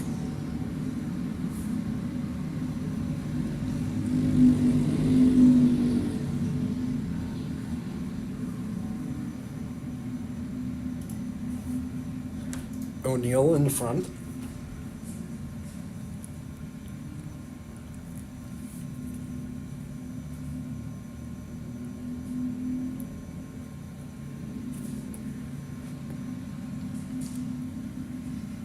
Hadu behind. It's gotten a bit closer.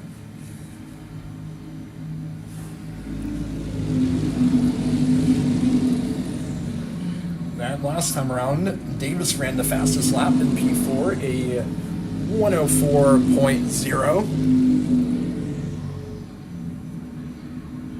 She's side by side behind him for 5th, 6th, and 7th. No, That is the number 200 of Levi Getz moving up. As is the number 11 of Caleb Smith on the move. no, we don't have admins out there.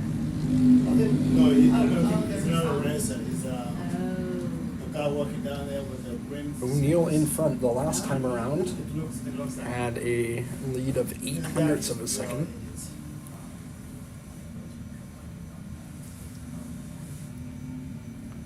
Still that front four. They've built up a bit of separation.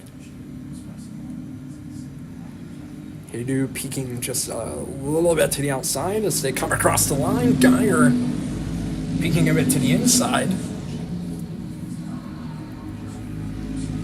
We'll see if this continues to heat up between the front four. There's also 5th through 7th.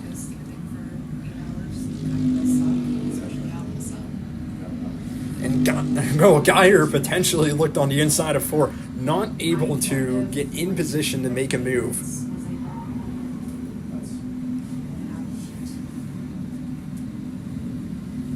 As there's a collision, 2 karts. Turn 4 and 5. More having to dodge to them.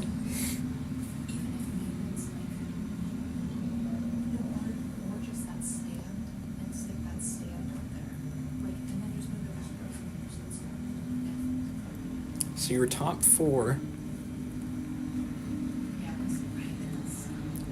Heading through the final corner is JJ O'Neill still in front. A 104.2 is what that entire front group is running. And then a 104.8 is what that 5th through 7th group of Ryan Curl in that bright red, number 22, ahead of Gentz, ahead of Smith. That's 5th through 7th right now.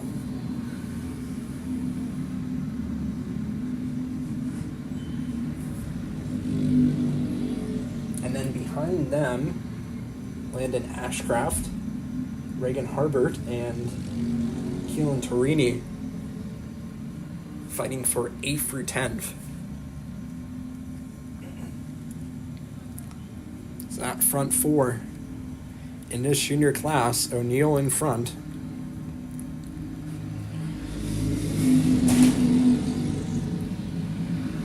The last time they were in the 102s, now they're down to the 104.2s, now they're down to the 104.1s.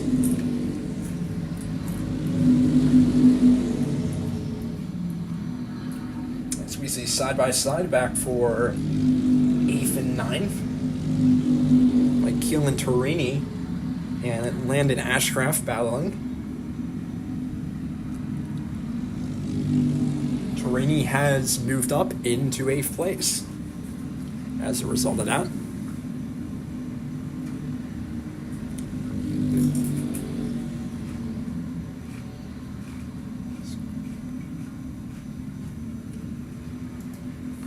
So O'Neill is in front.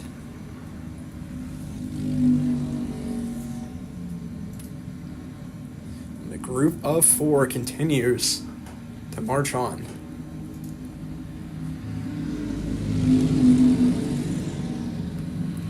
O'Neill, Haydu, your top 2, Geyer and Davis sitting right behind.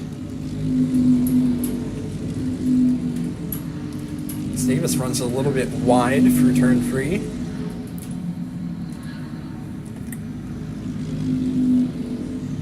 Now heading through 5 and 6. It's still O'Neill in front. Keeping an eye on some of the battles for pack.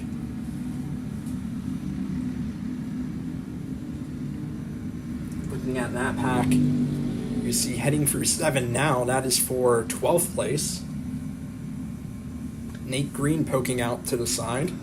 Might need a passing flag for Pitt, this red card here, maybe in the next few laps. Still got a little bit of front distance, but Leaders heading around. O'Neill in front.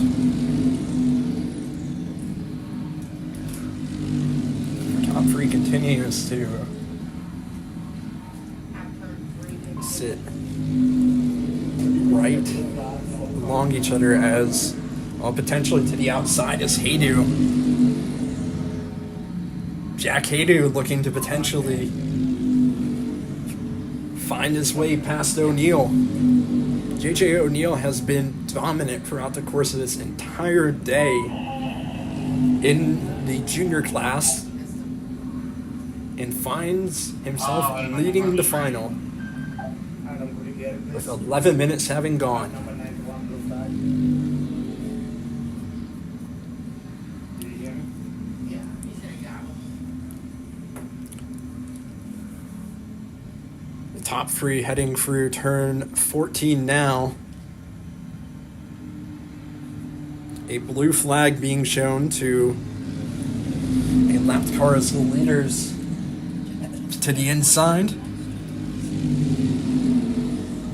And now potentially Geyer is going to, potentially had a chance to make a move, but was led off the track. So Geyer falls down to 7th.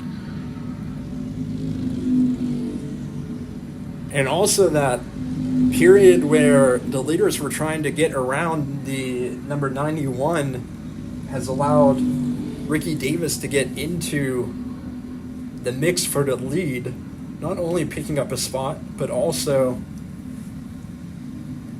basically having the track position that Geyer had on the previous time around.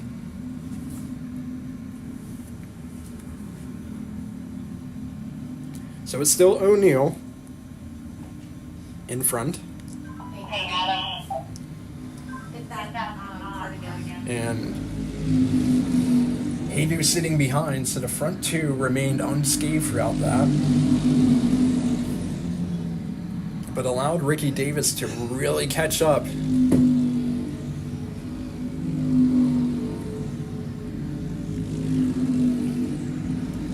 We're side by side back for 4th, 5th, and 6th. Curl ends out losing a spot to Getz. And also Caleb Smith moving past. Defending from Geyer. Geyer sticks his arm up in frustration.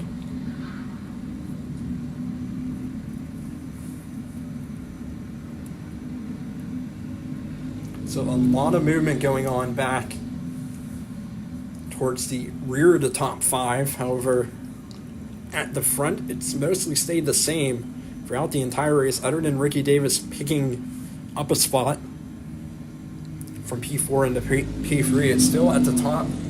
JJ O'Neill and Jack Haydu with 13 minutes and 40 seconds having gone.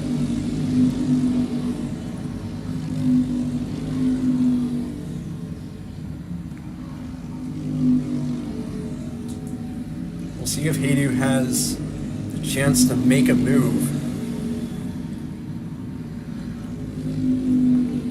We're gonna need recovery on third. Now 14 minutes gone.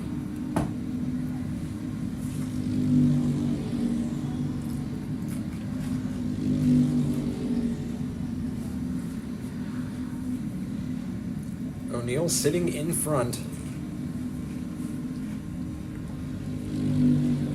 Expect maybe 3 or so laps to go.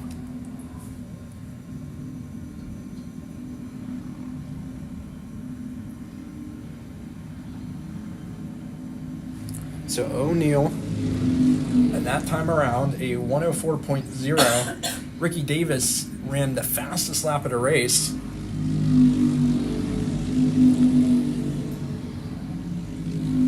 A bit of bumping heading into turn 3. Side by side back for 6th. Looks like that's Colton Geyer picking up a spot. Trying to recover what he can after potentially having a shot at the podium. Now having to settle it back in P6.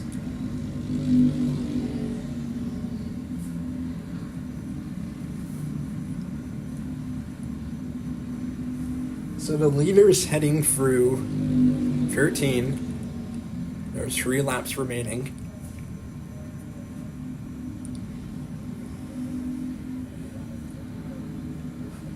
Two to go as they cross the line.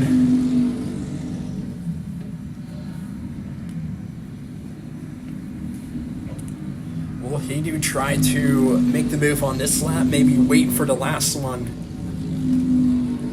Or can O'Neal defend? Or maybe is Ricky Davis going to get a bit punchy on these final few laps as well? Reminder, Davis does have the fastest lap of the race.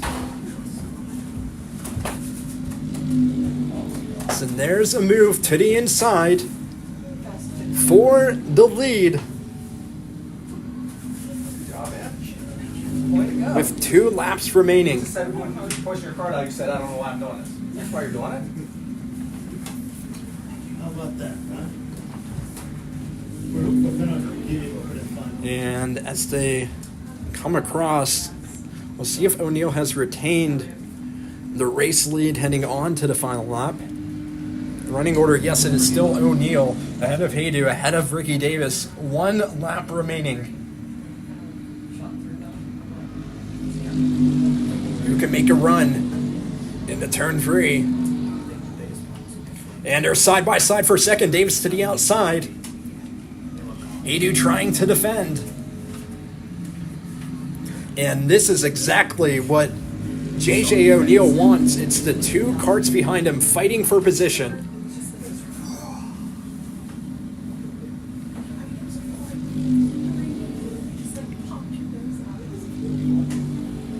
As the leaders head down towards turn 11. Yeah, we'll start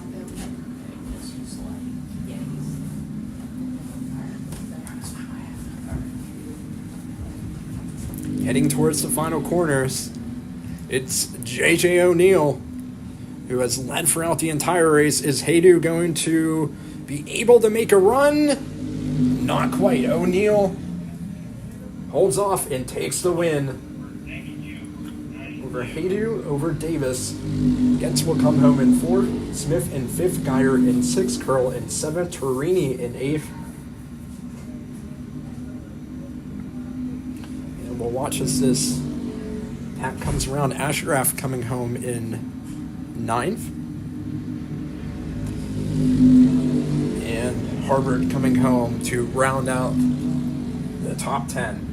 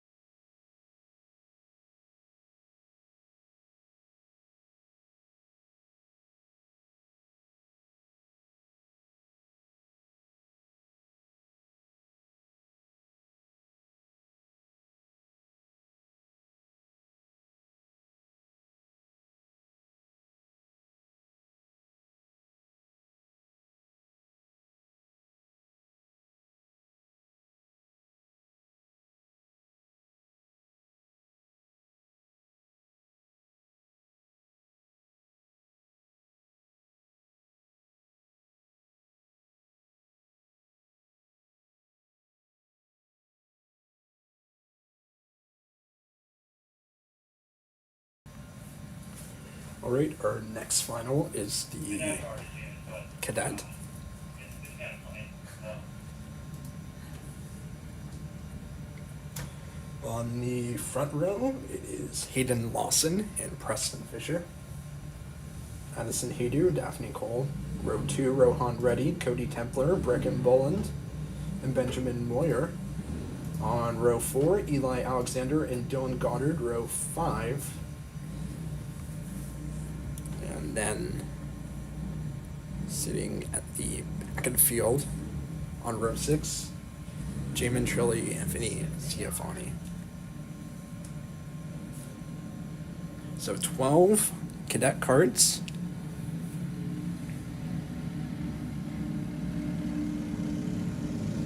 Getting ready to go.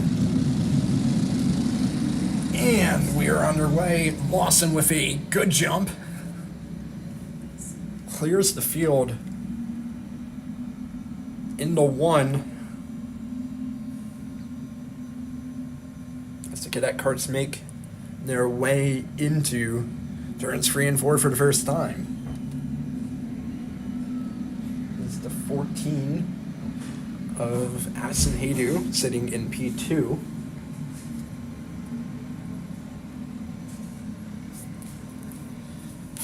As a group of 5 has formed and they have worked their way into a bit of a gap from the rest of the field on the opening lap.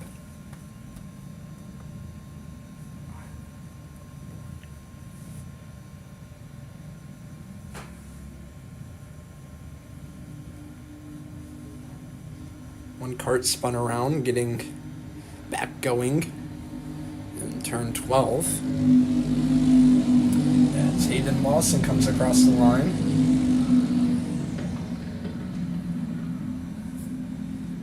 Haydu in P2, Preston Fisher behind, and Cody Templer in P4. Benjamin Moyer rounding out the top 5, and that gap between first and 5th is just around 1.7 seconds for the first lap.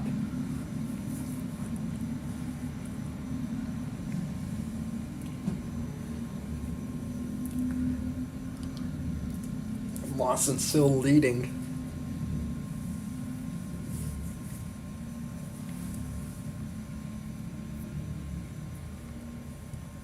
As they're side by side for second.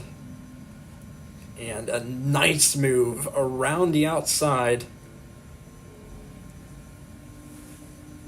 I think that might have been Fisher pulling it off.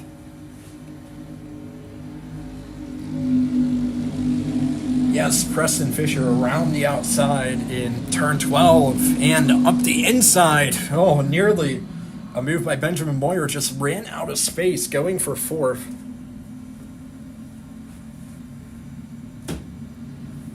So Preston Fisher with one of the nicer moves we've seen throughout today, going around the outside to get into second. And now sitting within a second of Hayden Lawson in the lead.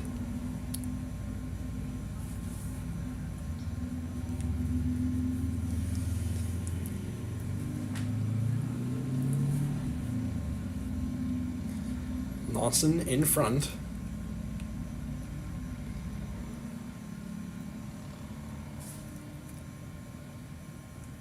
So your podium runners.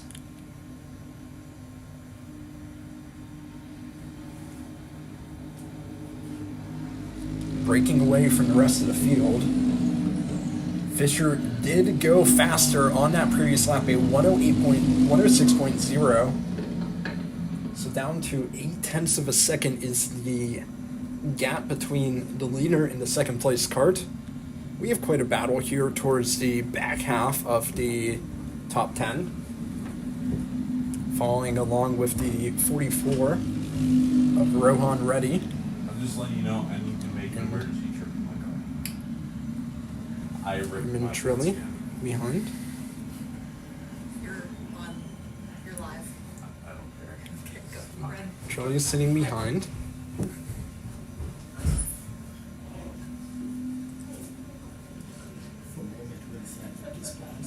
Lawson with the 106.1 the last time around. Hey Lori, can you hear the admin? And I have scanning turned off. Grand Prix, Lawson running a 105.9, being the first of the cadets in this final to break into the 105s. Why are we pulling him? Because he's cramping. Okay. He says he's fine, but he was drank 2 bottles of water. He's cramping. He just doesn't know. Alright. Lawson in front by 1 second. Still looking at this battle. Ciafani and Reddy battling for P7, P8. Brecken Boland sitting in front of them in 6th.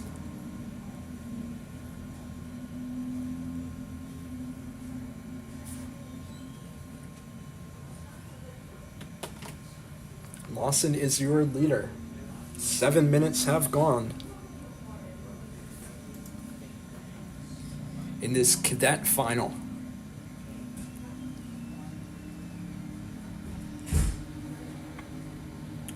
Lawson built up their gap on that last lap by 2.5 tenths.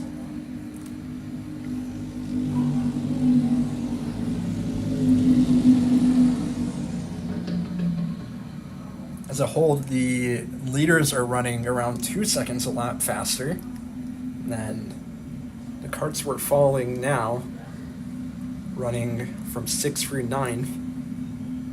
You see Reddy getting very close to the rear bumper of Boland.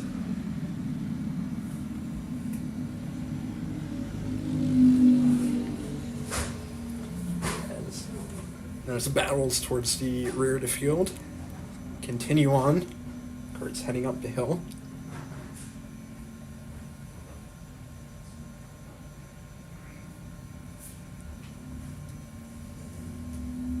Run for your turn 14 and 15.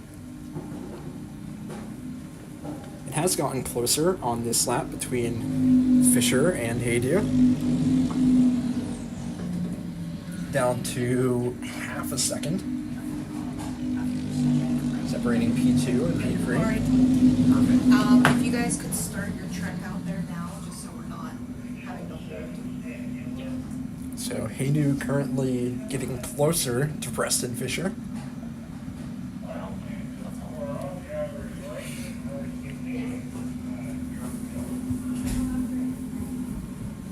Not much going on right now in the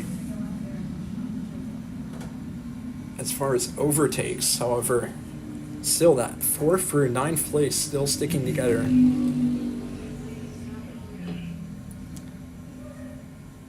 See if any moves begin to develop as we get past the halfway point. 9 minutes, 15 seconds having gone.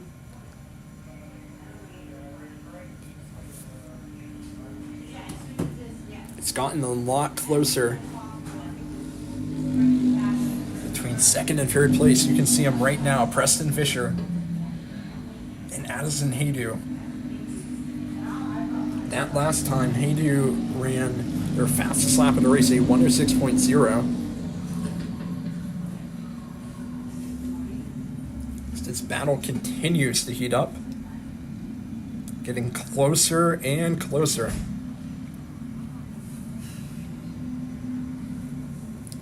Minutes passed.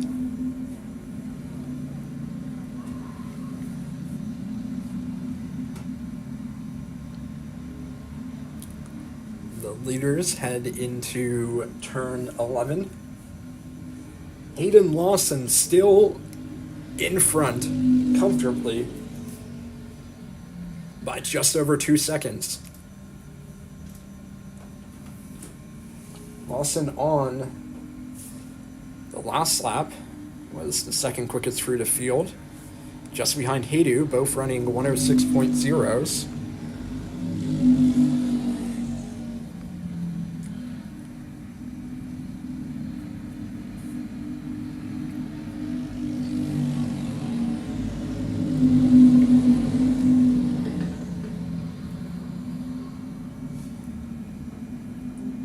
last time, Hayden Lawson cranked out the fastest lap of the race from the lead, a 105.9. Brecken Boland sitting back in 7th, trying to hold off two karts as they're side by side between the 8th, 9th, and 10th place runners. But Boland ran a 106.9, the fastest lap of the race from the 77 kart.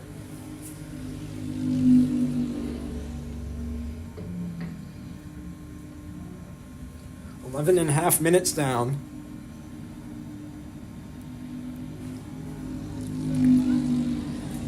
Lawson with the another 105.9.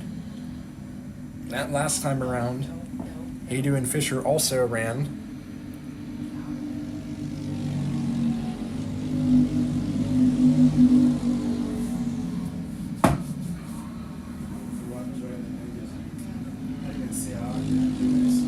So now 2.5 seconds between Lawson and Fisher. What's your going to be like?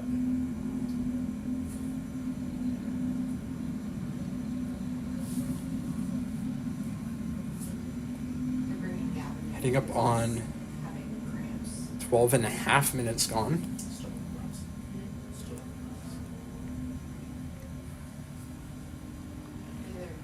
So the last time around, a 105.9 from Lawson, 0.2 quicker, and then the two karts behind. See Lawson crossing the line now, and then here is your battle for second. No, don't do Preston that. Fisher still in front.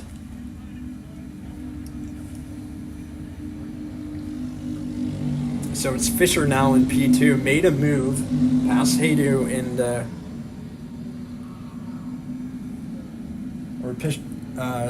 Fisher still in P2. Haydu still sitting right behind. So that's your top three running right now. 5th and 6th, Ciafani and Jamin Trilly. And then just behind them, Cody Templar and Rohan Reddy battling for that 7th spot. So we have a trio of on-track battles right now, heading into the final minutes. Looks like barring anything crazy happening, it's going to be Lawson, Fisher, and Haydu on the podium. But what order will the latter two of the three be in? Thank you, sir. Thank you. Appreciate it. Hopefully we're back to our Lawson Hopefully we're back to our Still. own next time. in the lead, ran a 106.1 the last time around, a couple tenths quicker than the battling karts behind. Can I run a hypothetical through you? Sure. You're 3 wide, but only the middle There part is goes down and knocks you off the track. The 3 wide. a battle for Yeah. You're all the way, your is front the bumper. 7th, 8th, and 9th spot. Like, Looking at it back now, of the going front for tire. 6th and So 7th. you're dead here. Rohan Reddy Not in quite, 7th, really. Ciafani in 2/3. 8th, and Brecken Boland You're entitled. in 9th. Okay. Thank you. Heading through the final corner, we have 2 laps remaining as Lawson crosses the line, and then we have Haydu heading to the inside, briefly ducking out on the straightaway. 2 laps left for number 14 of Addison Haydu to make a move in the second spot.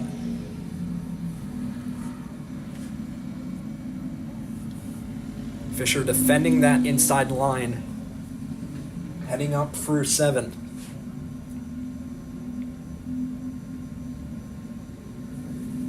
On that last lap, Hayden Lawson built up the lead to 3.5 seconds.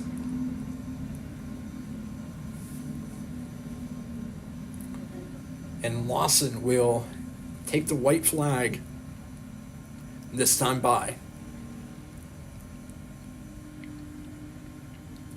So it is Lawson coming across in first. And then on the inside is Haydu ducking out again, but did not get a good enough run out of the final corner to challenge Fisher for second.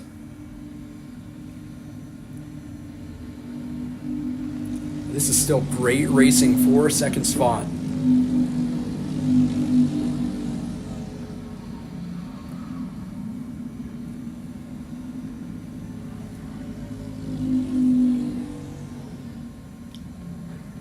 Heading through that uphill section for the last time today. These karts in the cadet class.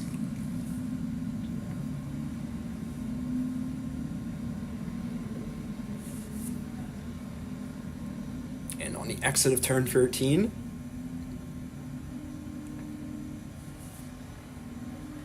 heading through the final corner, it is Hayden Lawson taking the win in cadet, and at the line, Preston Fisher holds on by 1/10. So Hayden on each of the last 3 laps getting aside Fisher, but not enough to take away second spot. Benjamin Moyer comes across in 4th. Jamin Shirley in 5th, Rohan Reddy 6th, Siafani in 7th, Cody Templar in 8th, Brecken Boland in 9th, and Eli Alexander will be the 10th place finisher as we get ready for the largest race of the day. As far as field size goes, it is the senior final coming up next.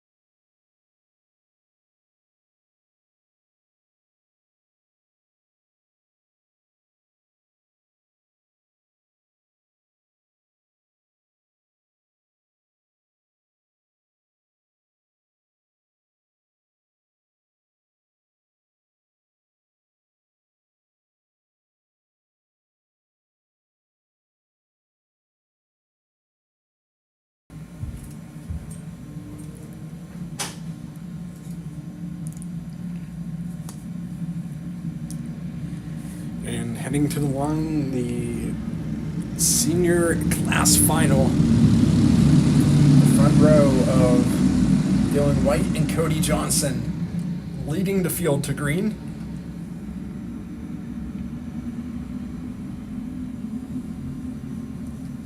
White is in front. Let's make the run down to turn 4 for the first time.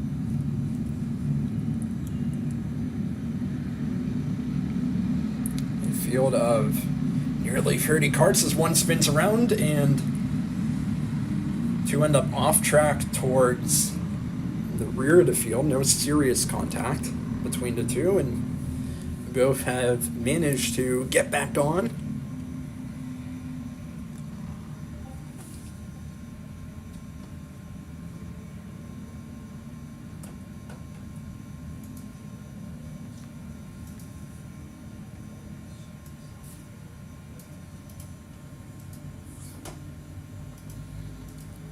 Heading through the final few corners.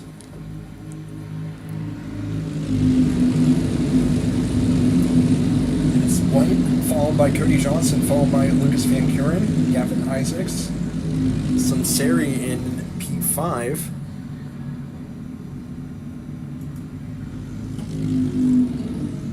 Zvolen, Stort, Altman, Agris, and Windmeyer is your top 10.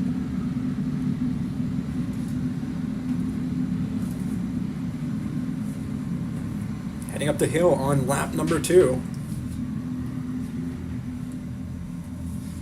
Dylan White leading that large pack of karts. And we have one kart off. Making their way back on the track. And a second kart off in turn 11.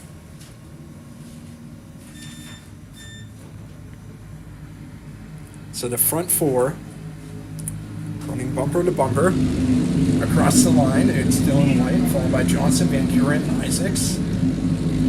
Sunseri is sitting 4/10 off. That front 4 is side by side for the last podium spot. It's Gavin Isaacs moving up.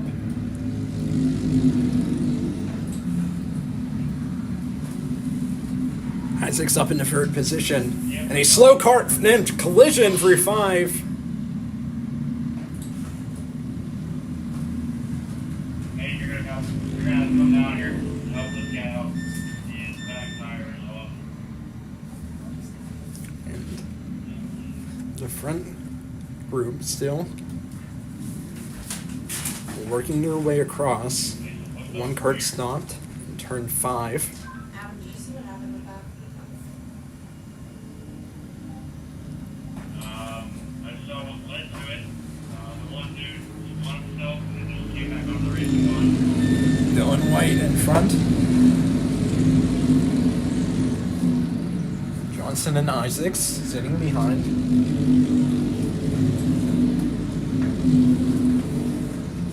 It might have been the Sunseri up into 4th. Actually, I think it was. Moving past Van Kuren. And then he continued just to put his power into it. Okay, that's the same thing I saw. The two said that spun themselves and then re-entered the track without looking.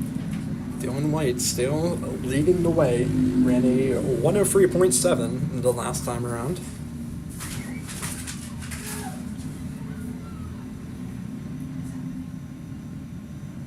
that helmet on.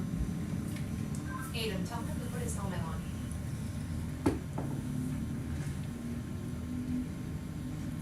Heading through the S's onto lap number 5.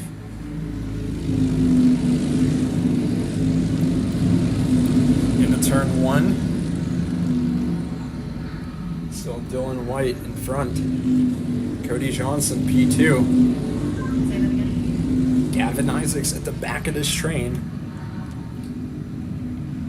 As we see some movement back towards the bottom half of the top 10. Rudy Agris moved up a spot into 8th.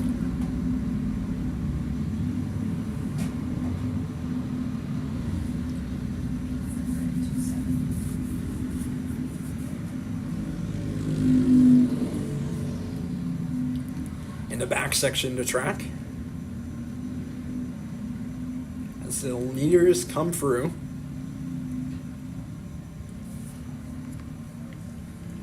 Hey, Adam, we need him to 6 stay minutes on and grid. 50 He can't seconds just gone. wander off. Well, he's over there now, so I didn't know he was staying with me. So that time around, Isaacs ran a 103.0, the fastest lap of the race. Isaacs trying to move past Johnson, gets to the outside and gets the move done. Gavin Isaacs continuing to move up the field. Started this race back in 6th, got to 4th on the opening lap. Made a move into 3rd place a couple laps ago, and then now moves past Cody Johnson. Isaacs now up into 2nd.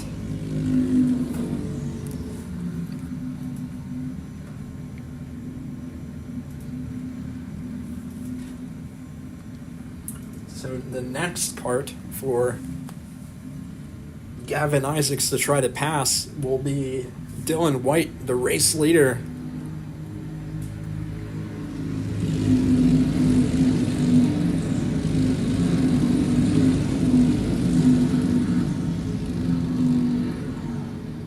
And we'll see how close Isaacs can get on this lap.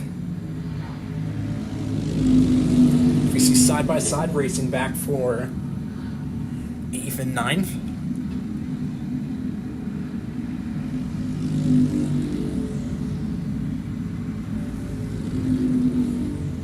Heading up over the hill.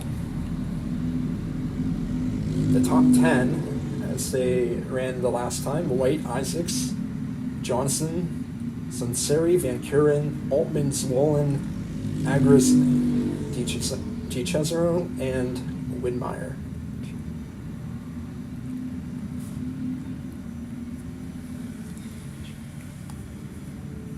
You smell fuel? I do actually. Front 2 across the line. 9 minutes gone.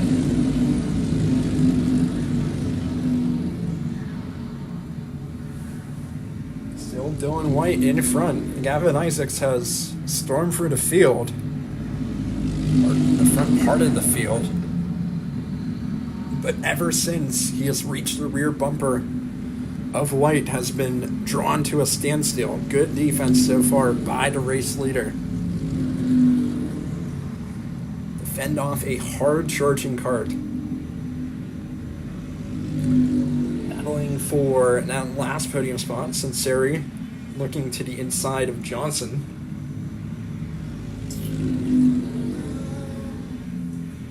Pretty sure floors are required for all sessions. As a driver? Yeah. Oh, yeah. Oh, yeah. Well, I don't believe he's wearing any. Nope. And heading through the final corner onto lap number 9. So still less than a tenth between the top 2. Sunseri has indeed gone past Johnson. There's a guy that wearing the abs, the back line, black flag, And the front 2 still White and Isaacs.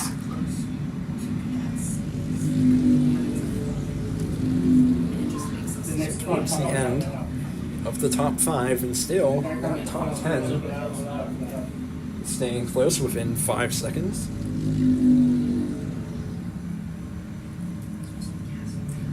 Yeah. I don't know where it's coming from. Maybe somebody. Go by one side, is it the guy with the blue helmet going to 3? Yes. Yeah. And the leaders coming around. Like get him off the track, like? Yes. Ball. Well, what do you think? Ball or And that last time around, the front 2 ran a tenth quicker than the group of 3 karts behind. So 11 and a half minutes into the senior You're final. talking about number 80 with the blue helmet? Dylan White in front, leading over Isaacs. And side by side for P4, that's Johnson and Van Kuren going at it. Johnson trying to avoid falling a second spot in just a few laps. So the leader's heading into 14 right now.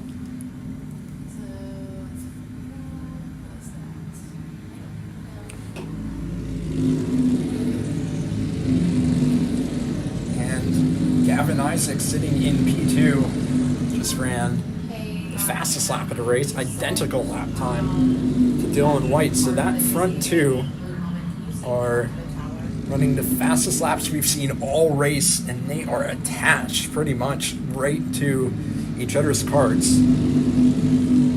So Sunseri dropped 2 spots on that previous lap, and so it is Johnson in that final podium spot. Van Kuren, sitting just behind those two, have latched up.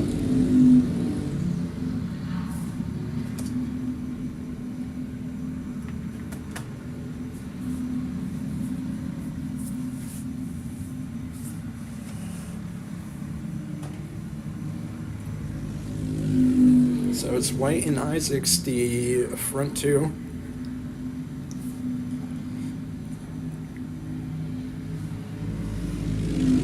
As they cross the line, breaking into the 102s. Tristan Altman actually ran the fastest time of a 102.974 that last time around.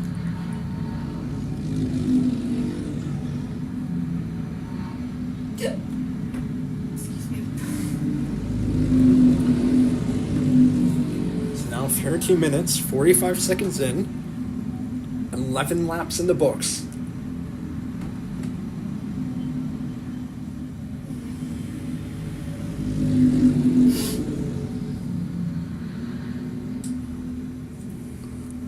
The last time around for the race leader, a 103.000. Pretty comfortable gap of a second and a half back to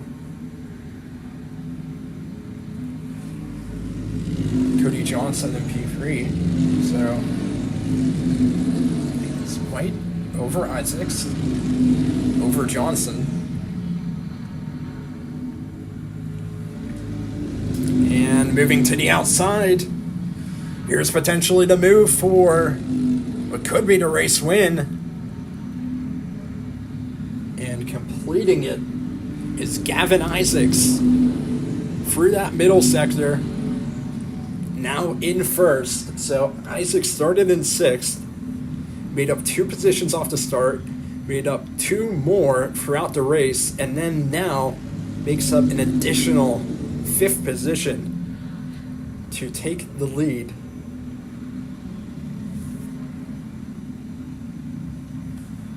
And the leaders are going to get 2 laps to go as they come around.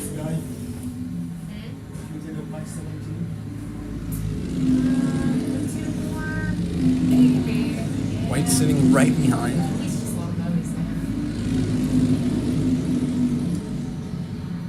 Johnson and Van Kuren, keep an eye on them battling for that last one on the podium. Now in the inside goes Isaacs to retake the lead. So it's Gavin Isaacs giving it up and getting it back on the same lap. 2 changes for the lead. They enter side by side into 10. This is great racing.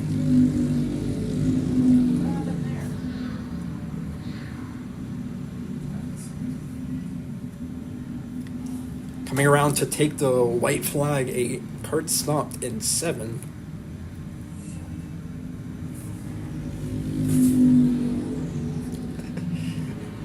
And we'll see what Dylan White has on this final lap for Gavin Isaacs. White's going to find himself on the inside. Trying to make that move down into turn 3. Stick it does. But here comes the crossover. Now Isaac's to the inside. Cody Johnson's there. Johnson and Van Kuren have caught the front two. Great back and forth racing from Isaacs and White. 3-1. As they enter turn 11. The leaders are going to all come into shot. I think Johnson's in that fight too for the race win. Look at how crowded they are. Through 14, through 15. And out of the final corner to the line, it is Cody Johnson. Dylan White in second, Gavin Isaacs. Van Kuren in fourth. De Cesaro worked all the way up to P5.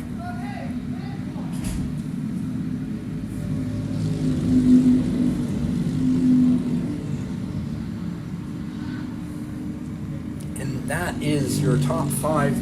Altman 6th, Sunsarian 7th, Agris in 8th, Johnson in 9th. Swollen rounds out your top 10.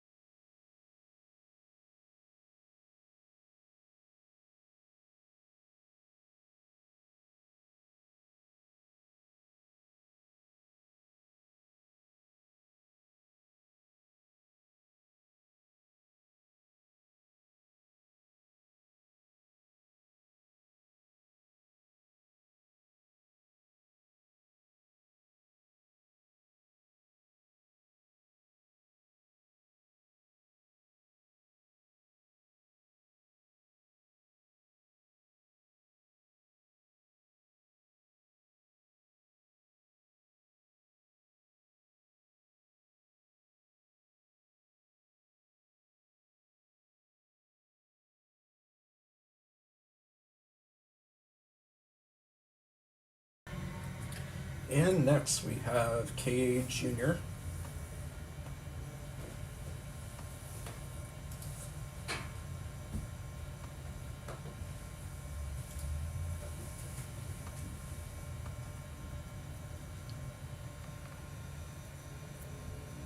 What lap time does KS Senior time?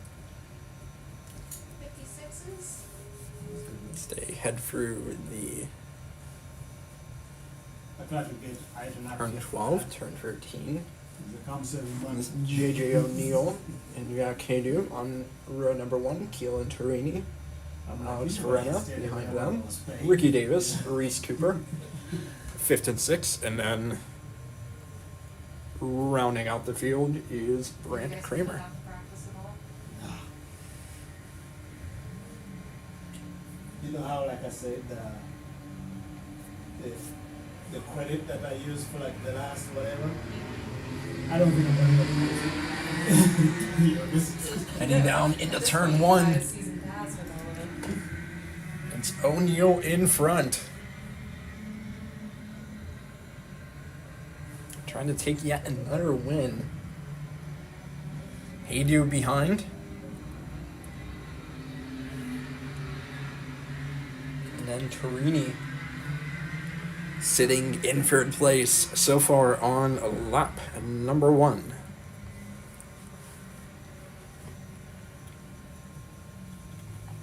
Seven karts in KA Junior.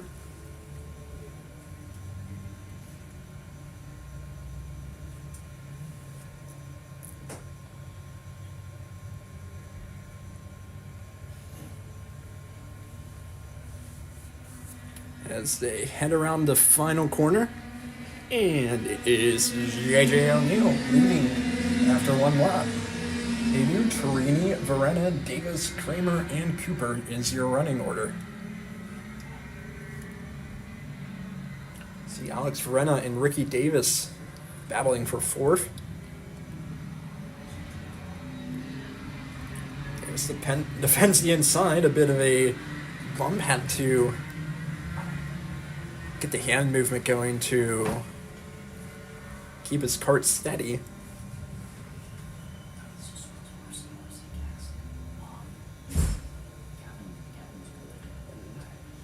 JJ O'Neill still in front. Hey buddy, how you doing? A couple minutes I in, said I was fine earlier, and everyone was like, "No, you're not." I was like, "Yeah, I know." heading through the final corner. O'Neill setting a 57 flat that time around. Haydu with a 57.6. Connor did my radio back with his question because he had it. Or just- Following the battle for 6th place. This was a good battle earlier in the day as well between Brant Kramer and Reese Cooper. These two running in the low 58s.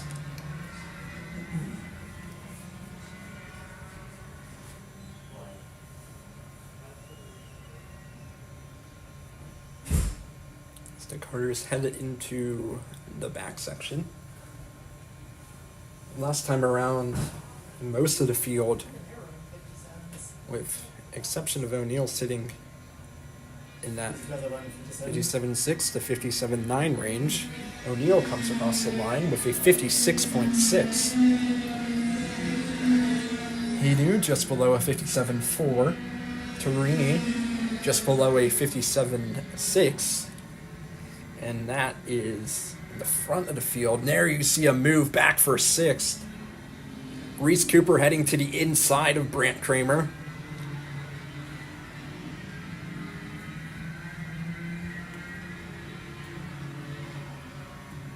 Cooper able to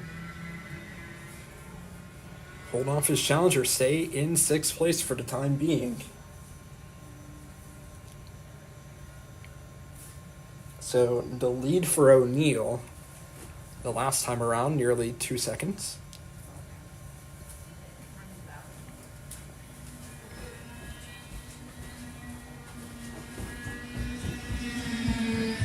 O'Neill that time pulled out a 56.5. was able to build 0.8 more onto his lead as we head on to lap 5.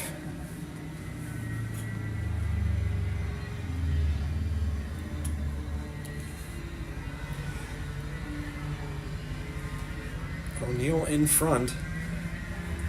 Torini, Verena, and Davis sitting towards the edge of that top 5. Cooper and Kramer just outside.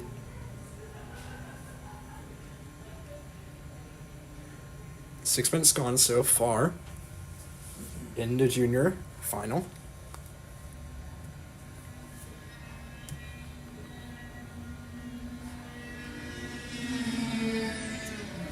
So JJ O'Neill still in front.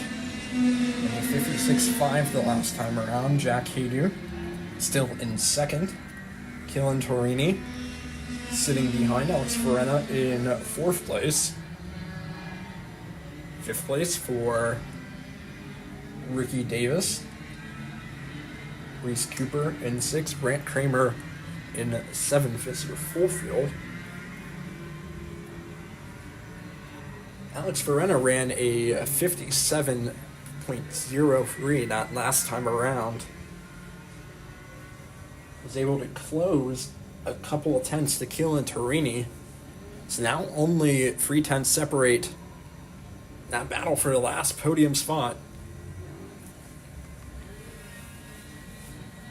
Where it's JJ O'Neill dominating, crossing the line now. A 56.48.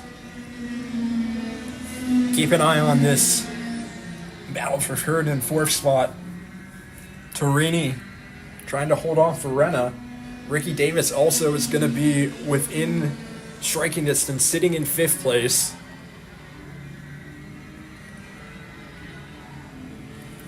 Verena right behind Torini.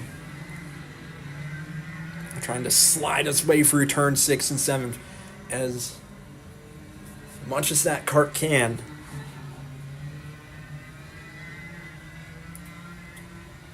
Eight minutes have now passed in the KA Junior Final.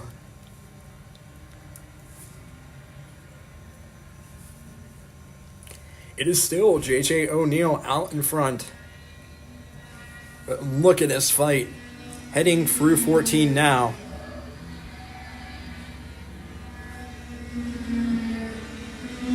Torini pulled out a good lap, a 57.4.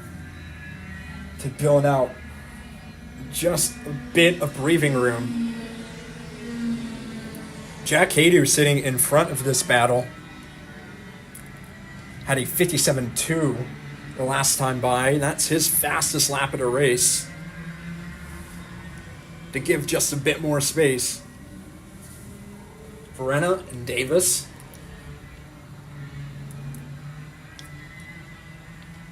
And those two continuing to battle for 4th.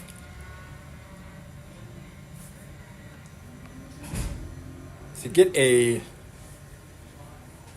bit of a sense of, how much the field is spread out, JJ O'Neill crossing the line here to enter lap number 9, and then Jack Haydu a whole 6 seconds back. He did that last time, a couple tenths slower than Torini. Down to 1.2 seconds. So maybe we might see a fight between 2nd and 5th.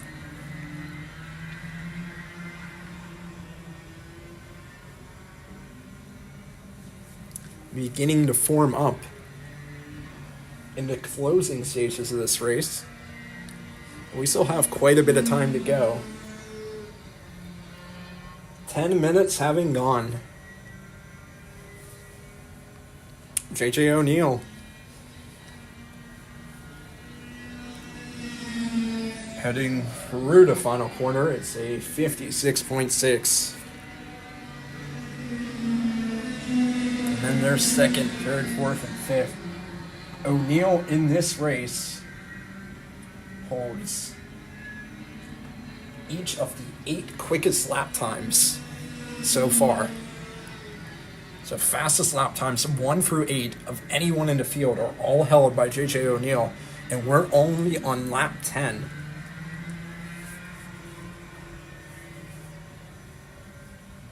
O'Neill's fastest a 56.4. The next is Alex Verena in 4th, whose fastest is a 57.0.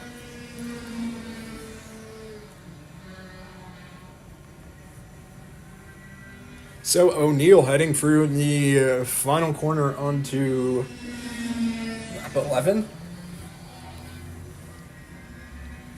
And then watching this battle, Torini holding off Verena for the last podium spot. Jack Haydu has been able to stay around a second ahead of this battle. See Torini, Verena, and Davis heading through turn 6 now.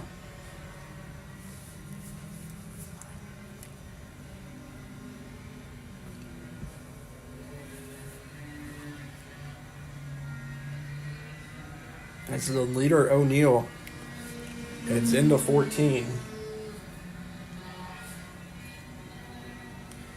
J.J. O'Neill coming across to start lap 12. It's the fastest lap of the race, a 56.39 for J.J. O'Neill. Well, here's Haydu, Torini, Verena, and Davis. Haydu pulled out a 10th on the pack behind. And a collision for P4. Verena and Davis collide. And that is the end of the day for Alex Verena, unless he can get this back, unless Verena can get this back on the track.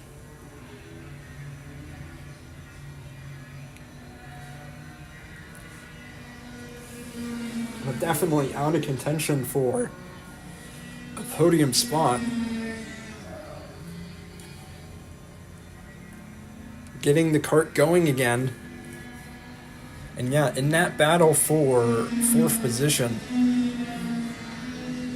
it was ultimately in the worst of all circumstances for Alex Verena, who drops back. Watching Jack Haydu now, 1.4 seconds ahead of Torini, who is himself ahead of Ricky Davis. 2nd, 3rd, and 4th have all spread out following the incident between Davis and Verena. Davis currently in P4. Verena has fallen to 6, just crossing the line now. Brant Kramer being shown the blue flag. We're 14 minutes in. And J.J. O'Neill moving past Brant Kramer. O'Neill still knocking out those 56s consistently, a 56.639 that last time. Haydu, Torini, and Davis, 2nd, 3rd, and 4th place.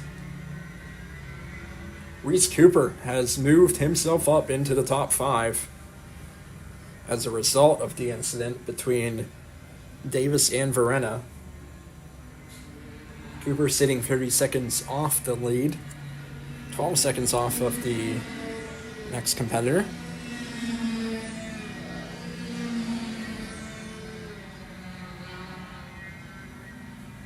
So we've gotten through 15 minutes. We're on lap 15.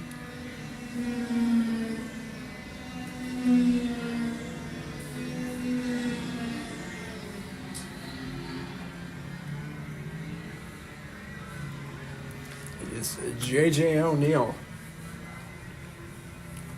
still leading over Haydu, over Torini, Ricky Davis, Reese Cooper.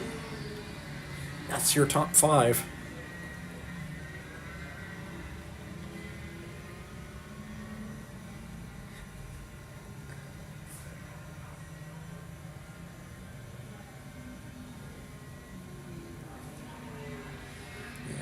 following along here with 2 laps remaining. JJ O'Neill getting past Alex Verena. Verena a lap down.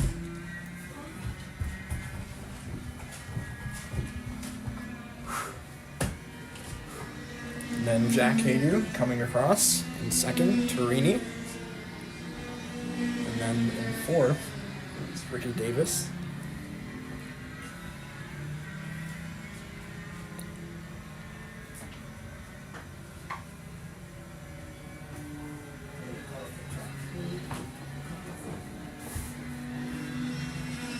So the next time around, JJ O'Neill will take the white flag. There is a cart stopped in turn 11. Has been able to get itself going again.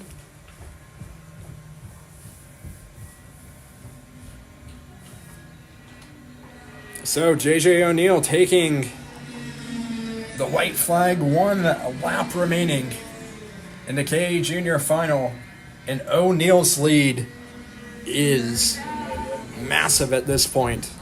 It is a total of 12 seconds between him and the second place, Jack Haydu. So O'Neill that time around a 56.81. Each of the 15 fastest laps in the race have been ran by him.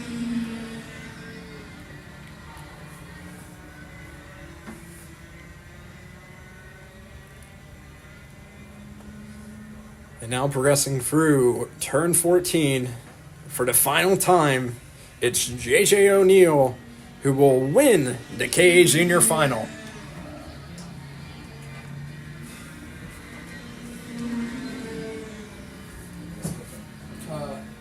What's this? Alex Verena a lap down, comes home in 6th, Brad Kramer in 7th. Like, my dad told me And Cameron Torini is going to round out the podium. Jack Haydu in 2nd, Ricky Davis in 4th. So O'Neill, Haydu, Torini, Davis, Cooper, Verena, and Kramer is your finishing order. And then there's Ari.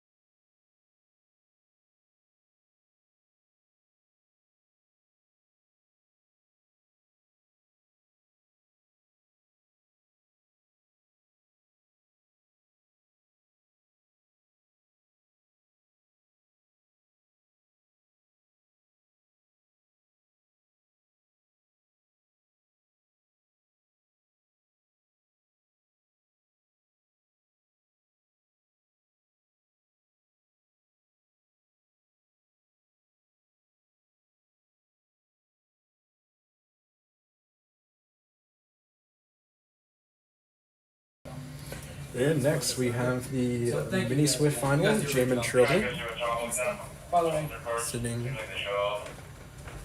in first, Cole Vetter starting alongside Edison Haydu, Preston Fisher, Benjamin Moyer, Anthony Ciafani, and then Daphne Cole on row 4 for our second to last race of What the do you want me to day. do here?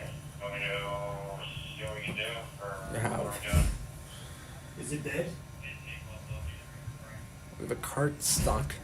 Attention in the paddock, attention in the paddock.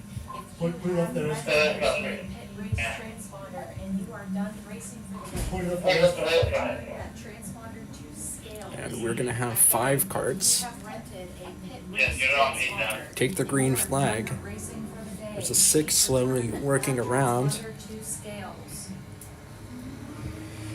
And we are underway.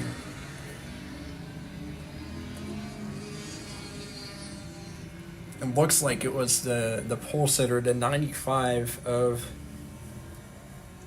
Jamin Trilly, whose cart is stuck. So Cole Vetter is leading.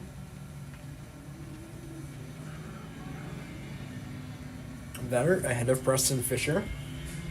Addison Haydu behind. So side by side. Have you checked the What's driver the with trouble you? with you? Check the driver with you. Heading through turn 10. Once again, one more race after this, the K Senior Final. Heading through turn 13 for the first time. And Vetter continuing to stay in front. No, have a seat where the flags are. Ahead of Fisher, ahead of Haydu, ahead of Vukic. Benjamin Moyer coming across in P5. There is a move for the last podium spot. Just take Vukic going up the inside. position.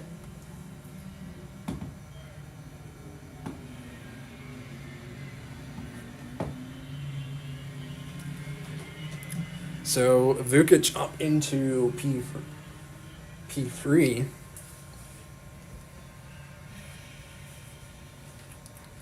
And now side by side looking to get past Fisher, make up 2 spots.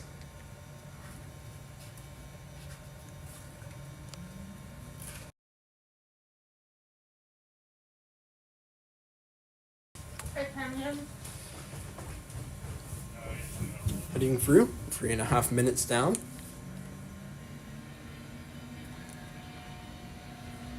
So it's Cole Vetter leading. Vukic up into second.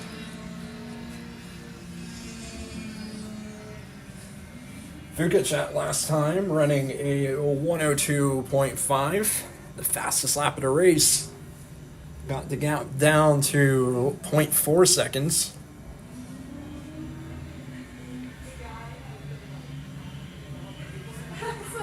I was like, I just got here. Vukic sitting right behind.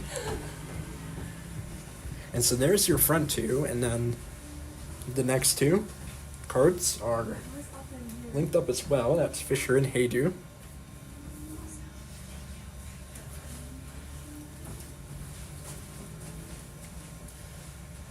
So we have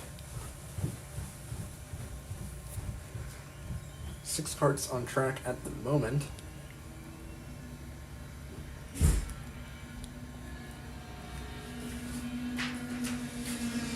Side by side, Vukic going to the inside, looking for the race lead and gets it. The move up the inside into turn 1 works. And Griffin Vukic has worked his way into first.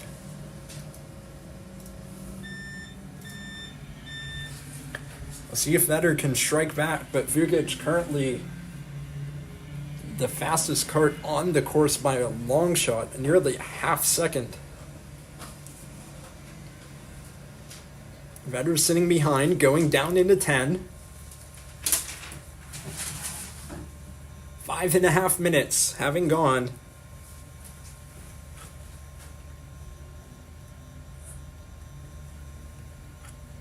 In the Mini Swift final so far.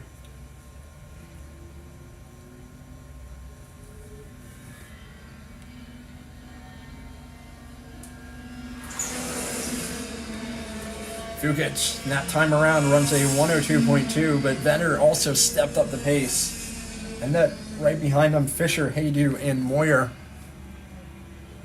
battling for the last podium spot.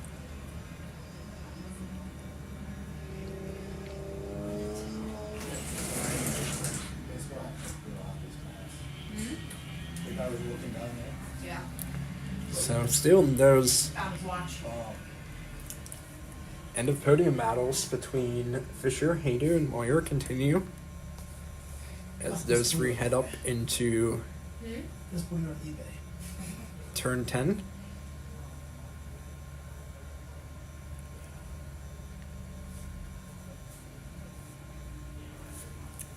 Vukic in front of Vetter.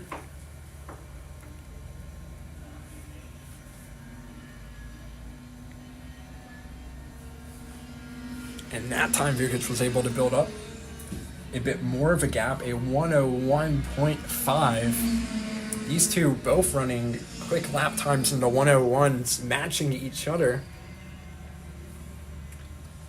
Cole Vetter just ran a 101.8. And then you have this side-by-side action for third, fourth, and fifth place.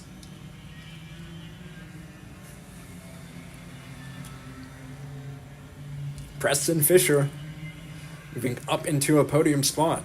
Wait a second.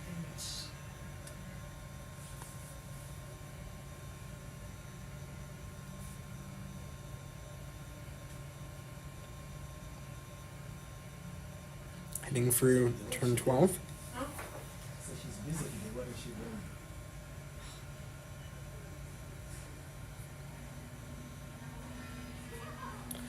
For the final corner. 7.5 minutes gone. Vukic shot time, we're at a 101.8. It's not there without a transponder. Who doesn't have a transponder? Number 7. Vukic leading over Vetter, and then Fisher trying to hold off both Haydu and the number 7 is Siafani. Moyer sitting within striking distance as well, so a second and a half between the 6th place cart and then this fight for the final podium position.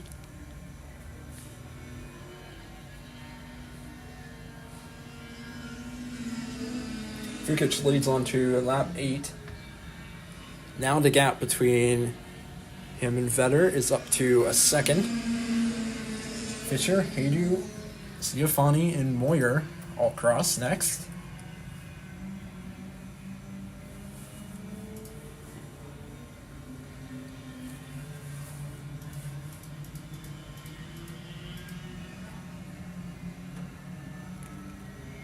So still fighting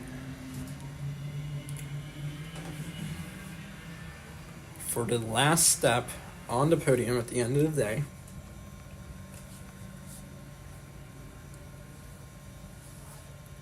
And also keep an eye on the front two, because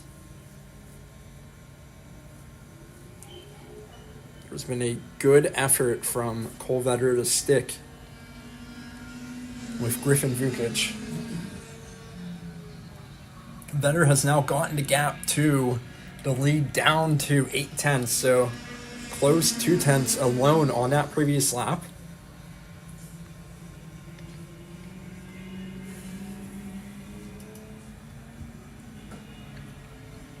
Ten minutes gone. And a battle going on for the last podium spot.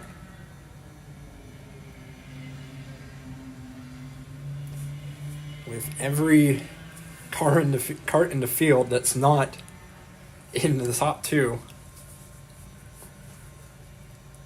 So we have two ongoing battles as we see Vetter moving to the outside of Vukic for the lead. Around the outside completes the move.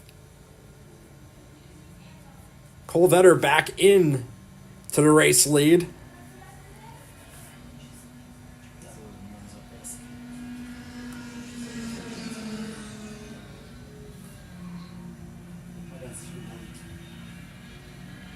So after that last lap, Vukic in front. Well, behind Cole Vetter as we see more movement going on. Behind them. So Fisher and Haydu battling for third spot.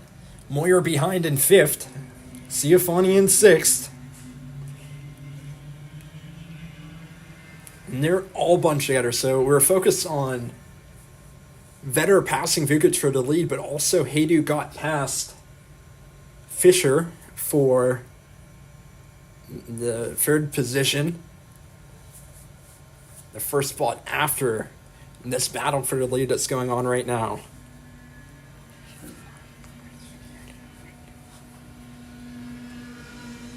So, Vetter leading Vukic. Vukic had some speed on the outside. Now moving to the inside. This is for the lead. And backs out just a little bit. Side by side, two side by side battles back there. Fisher in front of Haydu, back into third spot. Ciafani was on the inside going into one of Moyer, but backed out.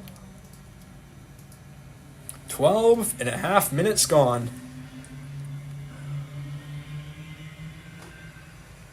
In the Mini Swift final.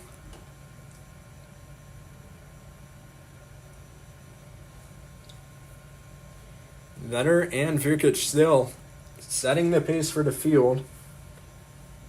There's 11 seconds between them and the next kart behind. As they go side by side across the line. Vukic around the outside. Those are cool. Wow, they got very close to colliding through turn one, but Vukic made it past.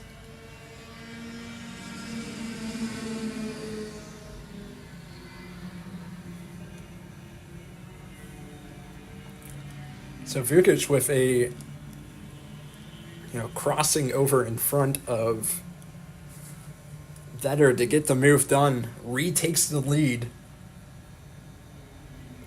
Them two had been going back and forth. It is Fisher, Haydu, Moyer, and then Ciafani. It's the rest of the field.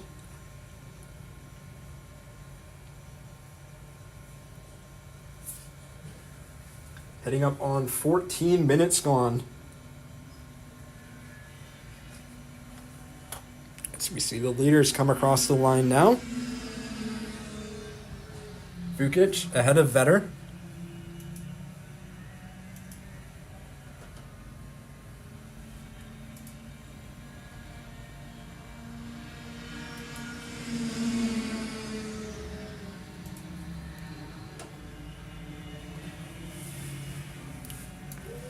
In the lead with just a couple of laps to go.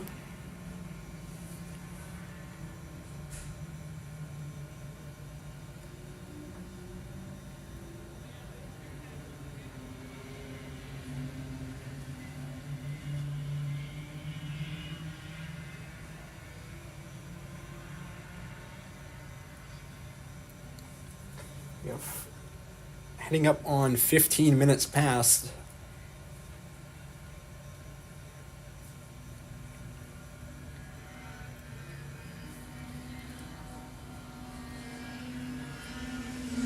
And it's Vukic in front with 2 remaining.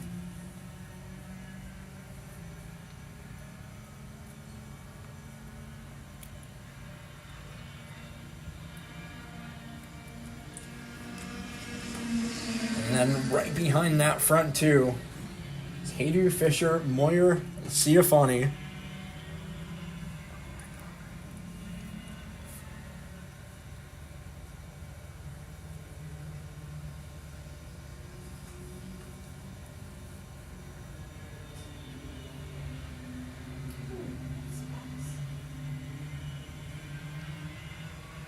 So the next time around, the leaders will take the white flag. Does Vetter have one more pass for the lead? Waiting for this last time around.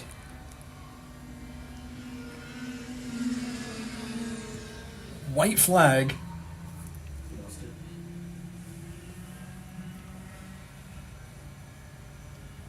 Vukic still staying in front with the momentum.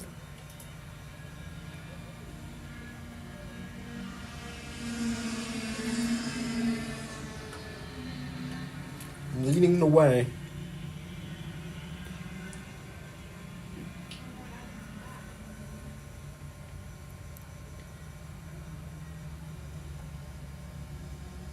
And then right behind him is Haydu.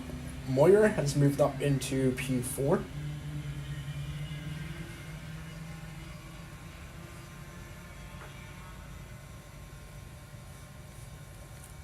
So we're going to get one more look as they cross the line. This time, it doesn't look like it will be enough for Cole Vetter unless he gets something up the inside. No, he does not. It is Griffin Vukic ahead of Cole Vetter. 04, 04. And then the rest of the field coming through 14 now.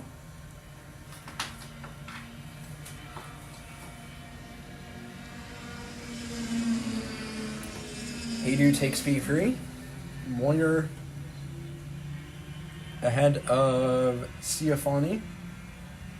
Ahead of Preston Fisher. And that is the conclusion of that race. There is the K Senior Final, and then that is the conclusion of all the races here today.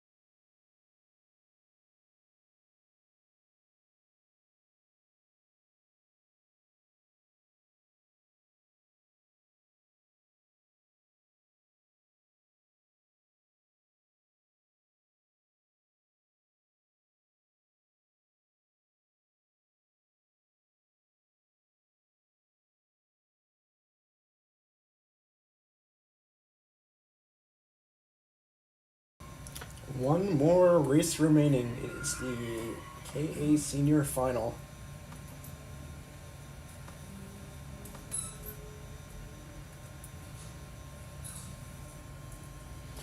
Your front row, Tristan Altman and James Brassel leading the field to the race start.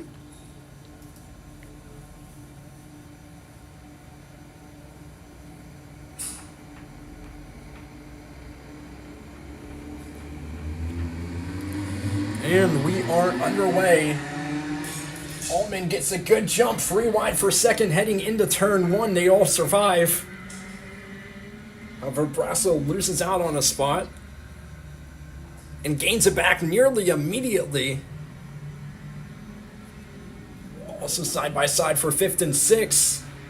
Still side by side for second. That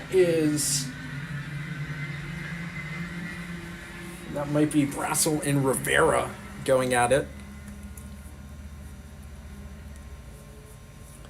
So the KA Senior Final, the last race of the day, is off and running.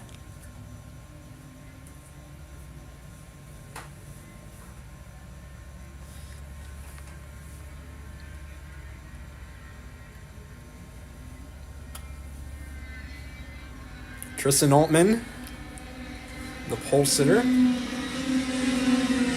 leads after the one lap. Has built up a second advantage on Brassel, as it looks as if Rivera has fallen to fourth. Cody Lindstrom picking up a spot.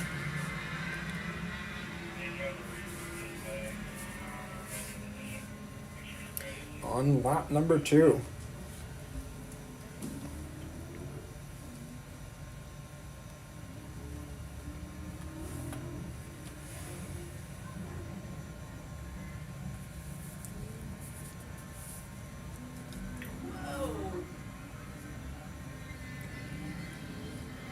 Then heading through the final corner.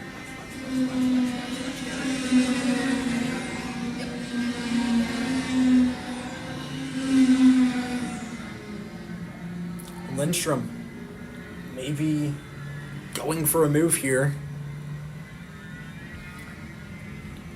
Past Brassel.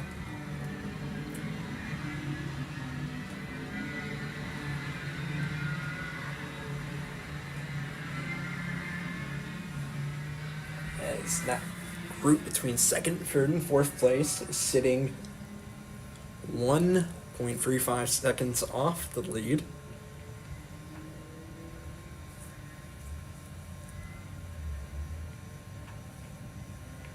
And behind them is 5th, 6th, and 7th. And a bit of a group of their own. So Altman crosses the line.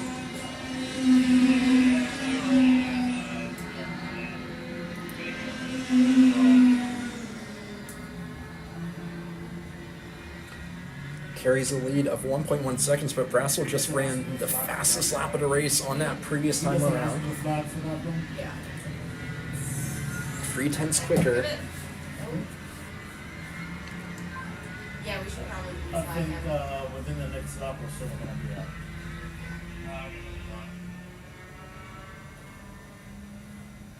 The leader's heading through the back section of the course.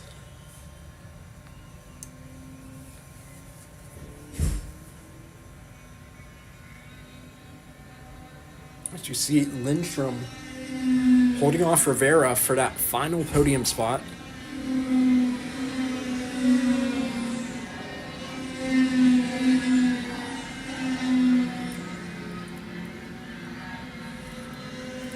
As they head down into turn 3, Rivera gives Lindstrom a bump. Lindstrom seemed unfazed.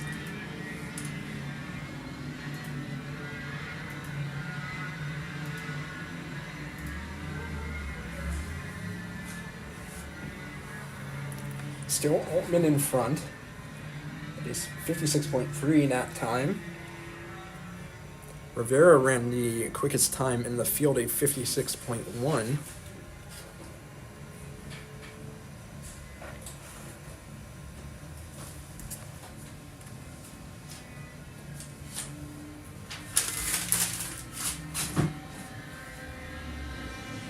Altman heading past. Lapped car.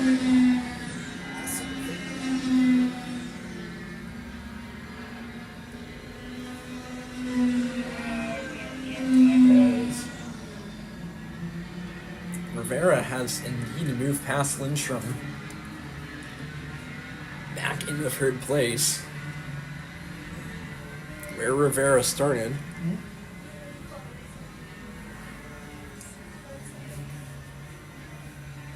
Seven minutes in.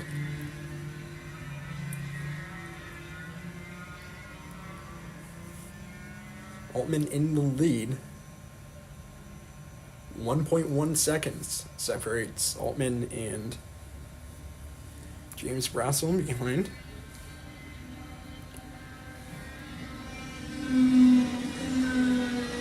That gap now down to 1 second.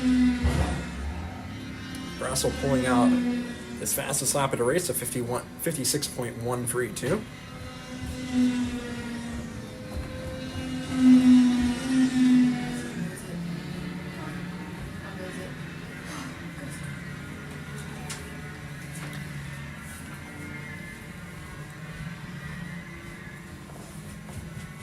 Altman still in front, 1 second. Oh, Hannah. What's the gap the last time around?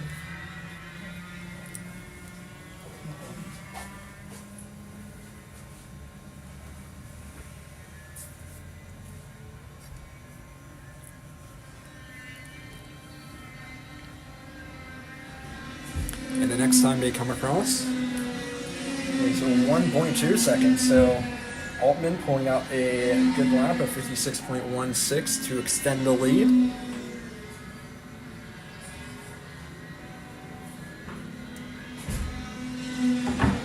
They're in the top five. Rivera, Lindstrom, Mastandre moving up. Sitting behind Mastandre is Brendan Hennigan in P6. Does that mean think the rest is over or something? Good guy in blue. I think he thought the whistle was over. 5 minutes past. There before. She should know that that was the halfway sign. Because she was like right on the bump of the other guy. Then she got off. And then after he just maybe she was just giving herself Brassel, Rivera, Lindstrom, Mastandre across the line, your top five.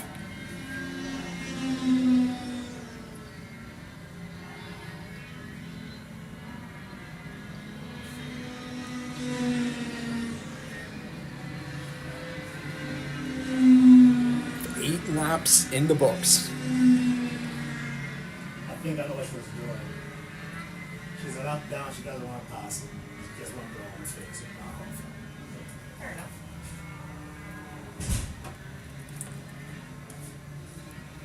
So they head through 11 now.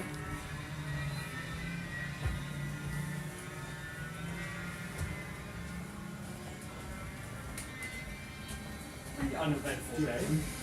For you. Altman heading through. Altman was able to build 6/10 to Brassel on that last lap. So you didn't have to scream or something. We're in a 56.1. We've seen a couple times down in the 56.1s, none that have made it necessarily lower. Now, for the double header, check in to make sure that their numbers on the cards match.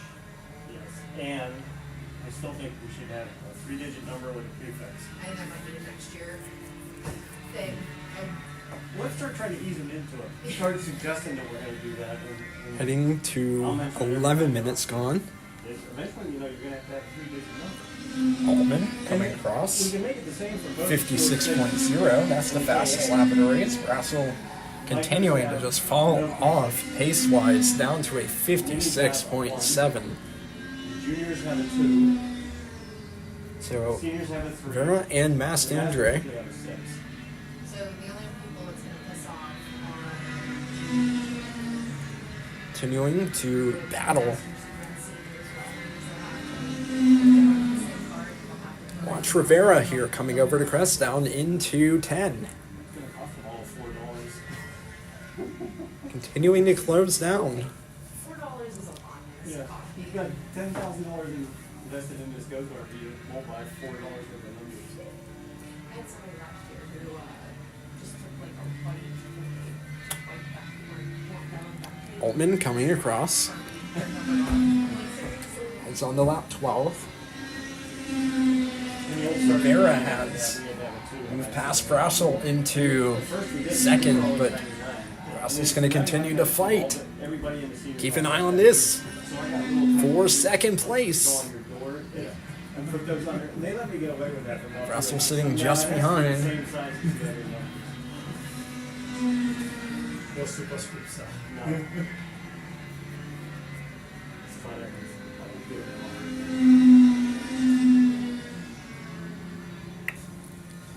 Altman still in front. The transponder had to be 40 centimeters from the ground. That's all it said. So I went up and said, are you measuring that from the top of the transponder or the bottom? Then I don't know where. Heading through the final corner. I could be wrong. And Vera, Leonard Russell, Mastandre. Heading in now up to 5th.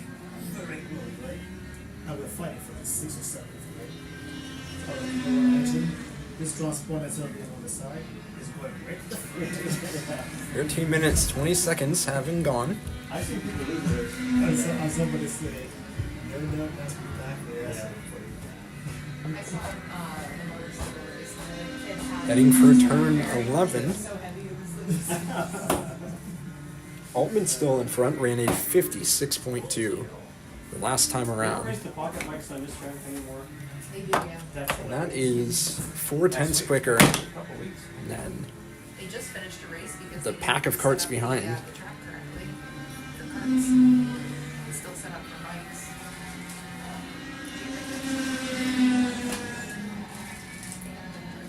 So Altman's lead now up So to for the doubleheader, 4.6 seconds. That'll be fun. That's what Rojack does now. Saturday's one way and Sunday's the state. No matter where we're at. I think that's No longer employed by. gives us some value. Yeah, sure. Yeah, and what are, Now 14 minutes, 20 seconds have gone. losing all of a sudden. Yeah. Oh, wait, this isn't how we done it. Still in that group for second. Rivera, Russell, and Mastandre. Tristan Altman still in front. There was a strong objection to running in different configuration. I didn't understand that at all. And when Jen was finally starting to quit, you don't. For the final few corners, Altman running a 56.043. It's the fastest lap so far in this session.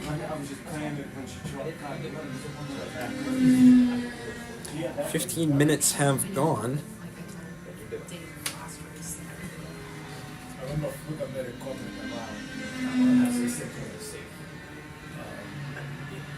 So when the leaders come around this next time, they will take 2 laps to go. See, Mastandre has gone down to only a couple tenths behind Rivera.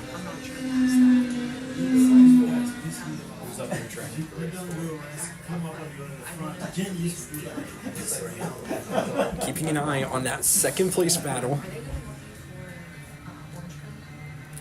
2 laps left. Altman across the line.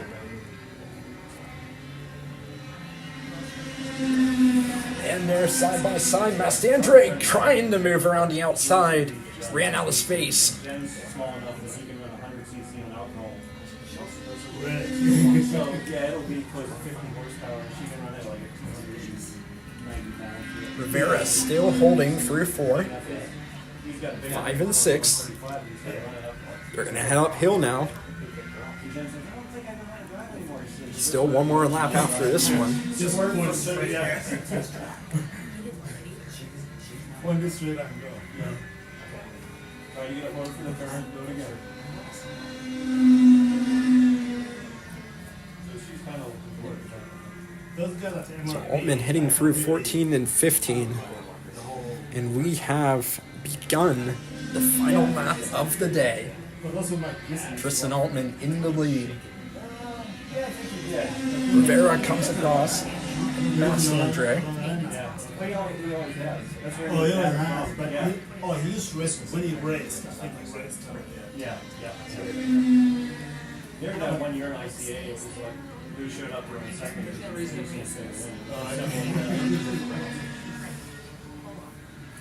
And through the final lap. Tristan Altman has, ever since he has taken the lead early on, dominated the rest of the way as here's a move for second. Going up the inside. Still side by side for second. Through 12 and 13. It's Tristan Altman out of the final corner, taking the win. But keep an eye on who comes out on top in this second place battle.